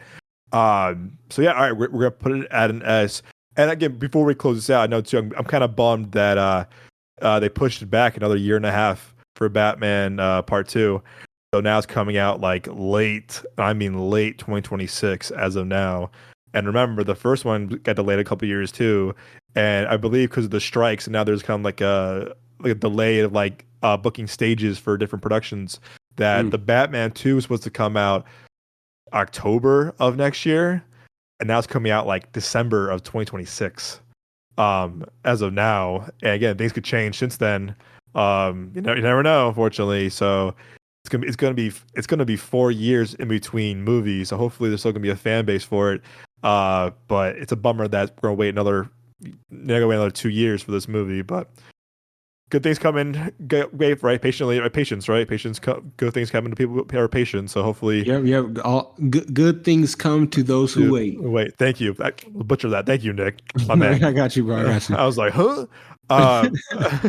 What are words? All right, we'll close this out, guys. So our third tier list of the Genre of Your Life podcast is the Batman tier list, Batman live action tier list, that is. And I will post this tomorrow on our social media so everyone can see this. So again, recap one more time. At S, we have The Dark Knight, Zack Snyder's Justice League, The Batman from 2022, Batman 89 at an A. Again, S was Dark Knight, S was Snyder Cut, S was Batman 2022. At an A, we have The Batman 89, Batman Begins, Batman v Superman, Dawn of Justice Ultimate Edition at an A. Yeah. And at a B, we have Batman Returns, Batman Forever, Dark Knight Rises, and Batman v Superman, Dawn of Justice Theatrical Cut at a B. We have nothing at a C. And together at the D category, we have Batman and Robin, Batman 66, and Justice League Theatrical Cut, and nothing at an F. And that, everybody, is our third tier list here on the podcast. And this is our first Batman for Superhero tier list. And we hope you enjoy these tier list episodes. Like I said, too, I will post these tomorrow on our YouTube, on our TikTok, maybe YouTube, as well as our Instagram. So if you're curious about that, and of course, you can make your own tier list at tiermaker.com. All right, Joe, should we do our one-on-ones of the week and close it out? Yeah, sure. Give me a sec. Sorry. It's 11 something right now. Grandpa has bedtime, guys. Fuck off. You guys go to bed earlier than I do. I wish, bro. We don't have to do the one-on-ones if you don't want to, Joe. No, just give me a sec. Jesus. I just had a long fucking day. I didn't get much sleep. Give me a sec. Maybe he's Batman. Maybe he's Batman. Yeah, my insomniac ass. I wish fucking I wouldn't struggle in life if I had all that fucking money. Same. I was about to say a fucked up joke. I'm not going to. I'll wait until after. For those of you that are new that decide to, stop in to the newest episode to see if you like our podcast, or in somewhere in the middle, future, we'll have a lot more episodes. Our one-on-ones are when we recommend one movie and one show, hoping that you guys will at least put it on your movie list. We're not expecting you to watch it today, tomorrow, or a week from now. We just hope that somewhere down the line you see it on your movie list, you check it out, and you remember, who recommended it to you. And hope you like it. And if you hate it, well, you hate it. You're free to your opinion. All right. Nick, why don't you start us off? So I'm going to, for my one-on-ones, the television show that I'm going to recommend is Spider-Man the animated series. This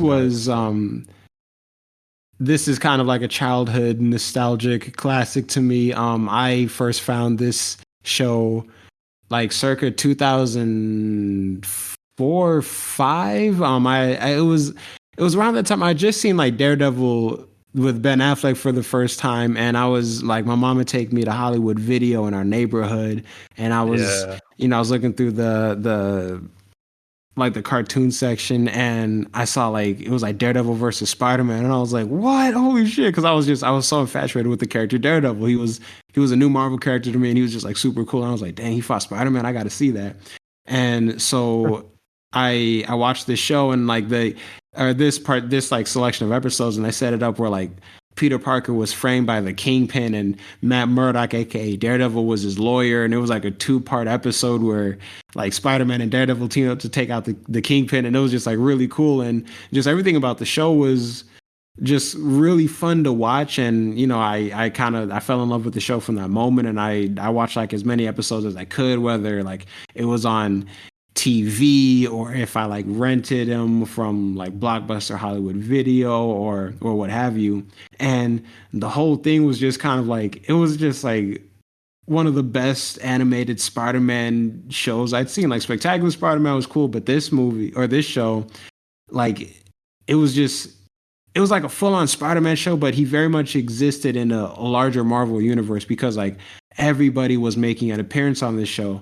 Everybody from Captain America to the X-Men to the Fantastic Four to Blade and matter of fact, I believe this is the first animated appearance of the character Madam Web, who at the time was played by Stan Lee's wife. May they both rest in peace. So she was actually the first Madam Web, and she was a lot cooler. Yeah, she was a lot more interesting on the show than she was in the movie. In the show, obviously, she was ripped straight from the comics, and she was a lot more kind of like ethereal, ghostly. But it not, without spoiling anything, it kind of tied into, shall we say, a multiverse. And it was like because she was popping up in a whole bunch of episodes, and she was very cryptic and very enigmatic, and it was just, and the show kind of capped off. The show capped off in a pretty cool way, which again I'm not going to spoil, but I just that's one of my favorite animated shows, man. And they adapted almost every Spider-Man arc, I think, and it's just a really incredible show. You can actually find it on Disney Plus if y'all are so inclined. So I would definitely recommend it. And you know what? I'm thinking for my movie. I don't know if I've done this one before, but I'm gonna go with Ang Lee's Hulk, which also came out in 2003. Interesting. Yeah, like I do think it's a little underrated because it's tough to just visually. I feel like it's tough to get past that. The fact that he was trying to make it a visual comic book of sorts. I feel like he should not have done that. But the story, the overall story, I thought was really fascinating, and just kind of Eric Bana's portrayal of Bruce Banner, and how he had all these repressed memories, and just how I liked how the Hulk manifested, and I liked how they tried to kind of rationally and scientifically explain why the Hulk has all of his powers. Like why is he able to regenerate? Because he has like reptilian DNA, because his dad was doing like experiments and stuff, and he was experimenting with various animal and sea life DNA and radiation and da da da da da, and then that's why the Hulk is like that. Whereas in the comics, it was just, and then in the movie, the gamma radiation explosion just kind of like, I guess, set all of that free. But in the comics, it was basically more or less, it was just the explosion, because they can get away with that in comics. But like there was a line, and this is the reason why I feel like this movie is a little bit underrated. There was this line that Nick Nolte had. He was talking to Jennifer Connelly, and it was something to the effect of like, when the world finds out who/what my son is, they're not going to tolerate him just for the mere fact that he exists, because there's no other creature on Earth like the Hulk. Mm-hmm. And it kind of ties into that whole concept of people. I'm gonna just say, like how Martha said in I believe BVS, like, people hate what they don't understand. Yeah. And no one would be able to comprehend a being like the Hulk, because even in the movie they show he doesn't really have an upper limit to his strength, and like in the movie they show, since he was a kid, he was a little bit off, and he could never really relate to anybody. And it was just, so for that moment alone, I wish the movie would have explored that a little bit more. If they maybe made sequels, they probably could have delved a little bit deeper into that, but the movie didn't really match that line that Nick Nolte had. The movie, it just kind of felt like, here's a Hulk movie, and it kind of happens to be directed by Ang Lee. It didn't really delve into like, what would the kind of real world ramifications for someone like the Hulk existing on the planet Earth like be.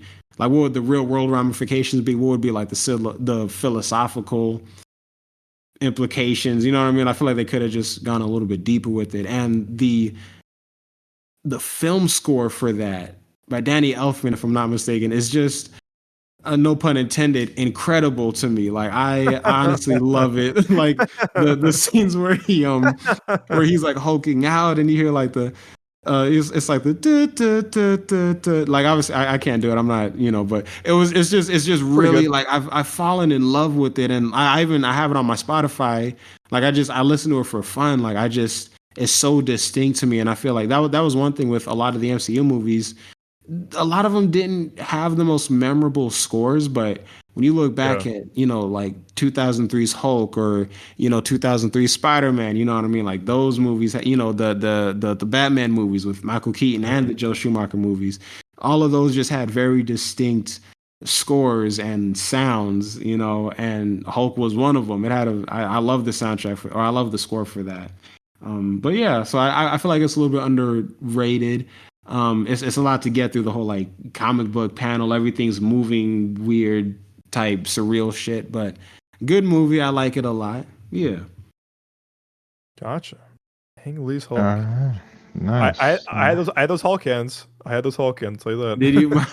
Yes, he did. My Wait, cousin I Trey wanted had those, them. man. Like those are the shit.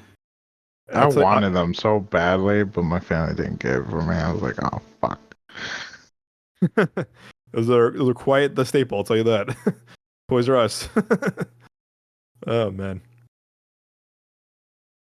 All right, Doug, your turn. Sure. So I'm gonna go with a movie that it's part of a quote unquote trilogy, but not really a trilogy, but same directors, the same writers, the same actors. The Cornetto trilogy by Edgar Wright. Shaun of the Dead, Hot Fuzz, and The World's End.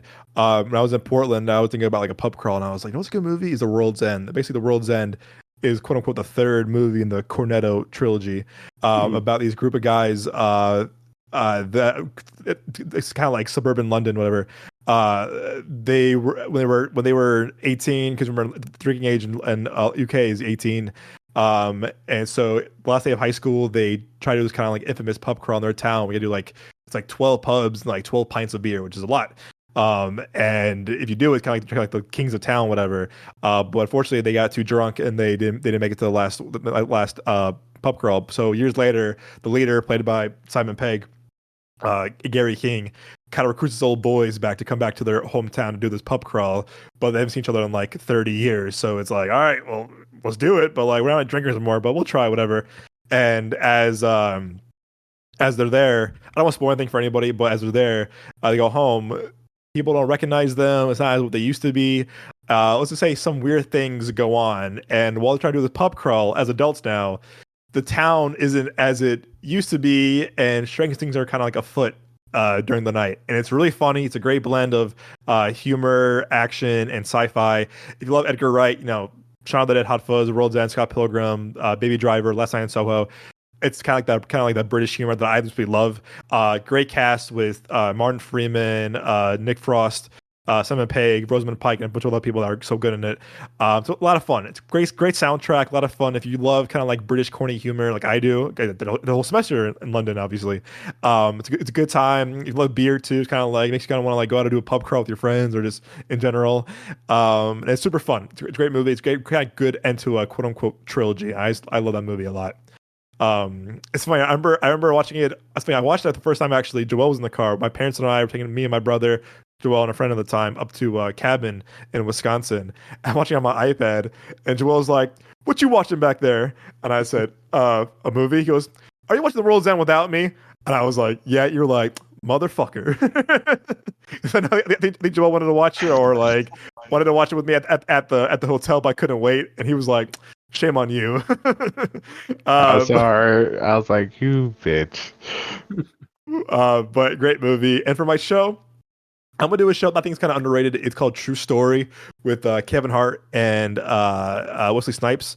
It's kind of like not autobiographical, but Kevin Hart's kind of playing a comedian from Philadelphia. He's a comedian from Philadelphia. He goes back to his hometown for kind of like a little like kind of reunion thing for his stand-up tour. And his brother kind of links up with him. His brother's bad news. He was in and out of jail. Not the best brother. Wasn't really there for him. And also the shit goes south, and things go really bad. And it's a very kind of like intense. It's like a mini series on Netflix. Kevin Hart, to me, who I'm a fan of for the most part. There's some movies that I'm like, oh come on, dude, you're better than this. It's a great kind of like turn for him because he's playing himself to a degree, but like it's definitely more of like a serious kind of like role. At parts, and it's very kind of like anxiety inducing. I thought his chemistry between him and Wesley Snipes was really good. A lot of twists and turns. Came out I think 3 or 4 years ago, and I think it gives kind of just came and went. It's a really good show. Really kind of grabs you, kind of wild ride, but it's really good blend of like kind of humor, dark humor, but also kind of like thrills and twists and turns, which I think is really underrated. And I think one of Kevin Hart's best projects, if you ask me. So I'm gonna go with a show called True Story, which is on Netflix, and my movie, of course, is The World's End. Hell yeah. You, Joe. Yeah, nice. Doug, have you ever recommended Adventureland before? You know what? I'm kind of jealous that I think I have actually. So, oh, you, my friend. I don't think I have. You... Oh, I don't okay. think I have. Well, the movie I'm recommending today is Adventureland. It's currently on Prime if you got Prime. Great So, movie. probably somewhere else as well. It's from the director of Superbad, and it's another coming of age comedy, sort of based in what year? What, like 70s, 80s, I think it was maybe the like 90s? I think it was like early to mid '80s. I want to say. Yeah, early to mid 80s. And it's just by the way, big cast that has, a lot of them, have gone on to do a lot more movies. This is back in 2009, by the way. Fucking crazy that it's been that long since this movie came out. Uh there's Jesse Eisenberg, Kristen Stewart, Ryan Reynolds, Kristen Wiig, Bill Hader, Martin Starr, and a lot more people. It's funny as shit. It's just this, what. It's just a ridiculously funny movie about this awkward kid. Obviously, it's Jesse Eisenberg, good at playing awkward. Uh, Awkward kid, working at a like a, what was it called? It's Like a a, rundown theme park, man. It's a yeah, rundown rundown theme theme park. park. Like the food's not all that great, and the managers are just like, eh. Never Bill, lose a but giant ass panda. yeah, Bill Hader is all funny as shit. Honestly, I love his character because it's just I love Bill Hader and anything, and to see him and Kristen Wiig work together is always such a great time. It's always hilarious. It makes me die laughing. Hopefully, they do more movies and shows together because their chemistry together is so great. It's a great movie. It's about an hour and a half long, right? Yeah, It's not about a an lot. hour and Yeah, a it's half long. short. Yeah, it's not a very long movie. It's a good movie, something to make you laugh and just enjoy. You might cringe at some parts, but that's usually what happens with teenage, Coming of age. coming of age comedies, But it's worth the watch. It's fucking phenomenal. I love it. I love the movie. I'm probably gonna watch it at some point this week. Um, it's great. It's great. And it's rated R, so they don't hold their punches. And the show I'm going to recommend is a new show on Hulu called The Shogunate. Shogunate? Shogun? I think it's Shogun. just called Shogun.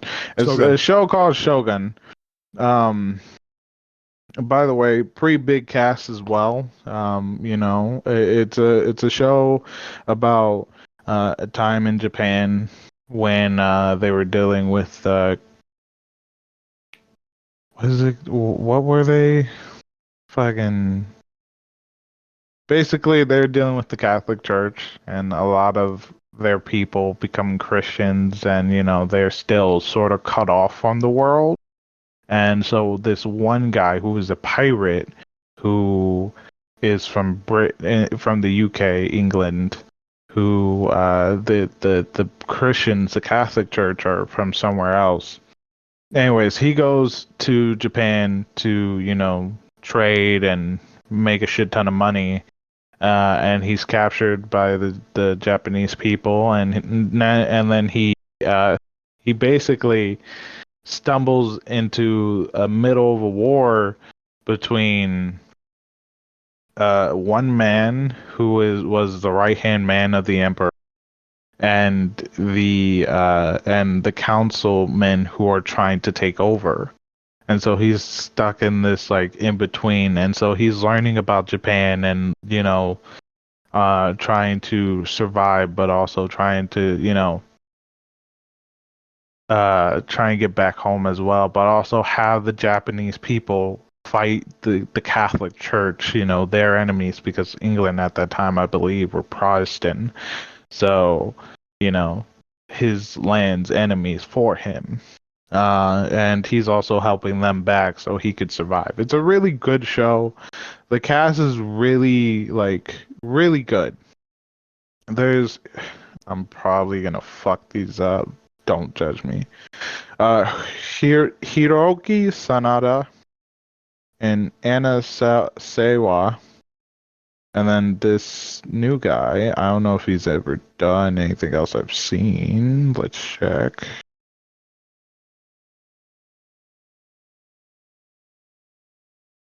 I think the main guy, it wasn't he, it wasn't He's in Annihilation, but I never watched that. wasn't I think Sonata was in a lot of stuff. He was in the Wolverine, he was in John Wick, He's in a Thor. lot of stuff, Yeah, yeah. good actor. I'm talking Super good about this actor. guy called Cosmo Jarvis. He's doing pretty well. He's pretty good in it. I like him. But Hiroyuki, he's been in a lot of stuff. He's making a name for himself, Endgame. which is good. The Last Samurai, 47 Ronin, Mortal Kombat, John Wick, Bullet Facts. Train, Army of Rush the Hour Dead. 3, The Endgame. Wolverine. Endgame. That's right, Endgame. Yep, that's Yeah, right. Endgame. Like he's been in a lot. Rush Hour 1. Oh shit. Turns out, yeah, Hour 3. Rush Hour 1 and Rush Hour 3. That's what it says. Yeah. Shit. And They he's said done he a was lot in the of. first Rush Hour. Yeah, What that's what it what says says on this that? list. Excuse me. I don't know, Google. I'm just checking Google. Yeah, he wasn't in Rush Hour 1, bro. Damn it, He Google. wasn't? God dang it, Google. Whatever. He's been in a lot of movies in Japanese. No, that's why I was Uh, like, what website are you on? yeah, I don't know. I'm just on Google. Just in general? Damn. Well, he Yeah. was in the third one for sure. Google be Yeah, he was on the lying. third one. But he's also in the show Westworld, it turns out. Oh, I started that show and then HBO Max pulled it. I don't know why. I was watching. I was like midway through Yeah, season one, they pulled same. it, dude. I was like, I think I was like in the like season 2, The the hell. beginning of season 2. Anyways, he's been in a lot. Anna Sewa, not the same as the little YouTube white girl. Um, she's been in a few things. She was in a Ninja Assassin. She was in Monarch. Show I recommended on Apple TV. So she's been in the Fast and Furious movies, but I don't think that's true. Maybe as a maybe as like a actor in the background. I don't know. Hey, make sure you're on like IMDb or something, bro. I just said I'm not. I Google don't be think that's lying. true. That's why So I said I don't think that's true. But she has been in No, that's what I'm Ninja saying. Don't do Assassin Google. and Do like Monarch. IMDb. No, I Monarch. am not gonna do all that right now. Anyways, Monarch and Assassin. All right. Anyways, the cast is really good. They did really well. Really laid out really good. The story is intriguing. It captures you from the very first episode. It shows the beauty of Japan back in the, samurai age. And I think it's a really good show. It's not that far in. I highly suggest you go to Hulu and you check it out. All right. Right on. Yeah. That's my one-on-ones. All right. Well, let's plug Take us home. ourselves and let's end of the night. Nick, go ahead and plug yourself. So you can find me on YouTube at Dawning Vision, capital D as in Dawning, capital V as in Vision. And on Instagram at Dawning Vision, all lowercase, all one word. And you can find me anywhere and everywhere that they have podcasts.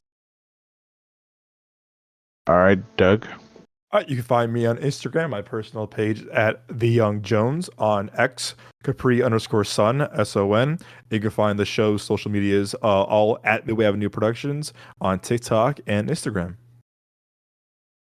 Alrighty, and you can find me at twitch.tv/the OG Cuban Weekend. I stream there from time to time. Right, friends have started getting back into Rainbow Six Siege, so if you like to see me and my friends be stupid while also being sweaty in a game like that, come check me out. Follow, put your notification on so you know when I'm streaming. All right. Well. And you can also find all of our links and Moses links on our link tree in our podcast Instagram. Anyways, I just want to thank you guys for joining us on this verbal journey through our thoughts, opinions, views, and mad ramblings. You guys make it so very enjoyable to do this. You know, we would enjoy even if we weren't doing this on a podcast, but it's been really fun to, do this for our listeners, to the people who come back week after week after week and just enjoy us being us.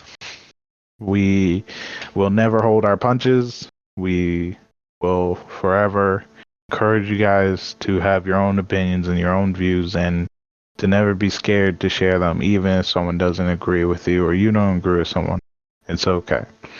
We're glad to make this big community that makes you feel safe and makes you have a lot of fun loving movies. Please continue to support us and to share us, leave reviews, and to, come back every week. And to the new people, welcome. Everyone's welcome here. Anyways, have a good night. Stay safe. We love y'all. And also have a good morning and afternoon. Deuces.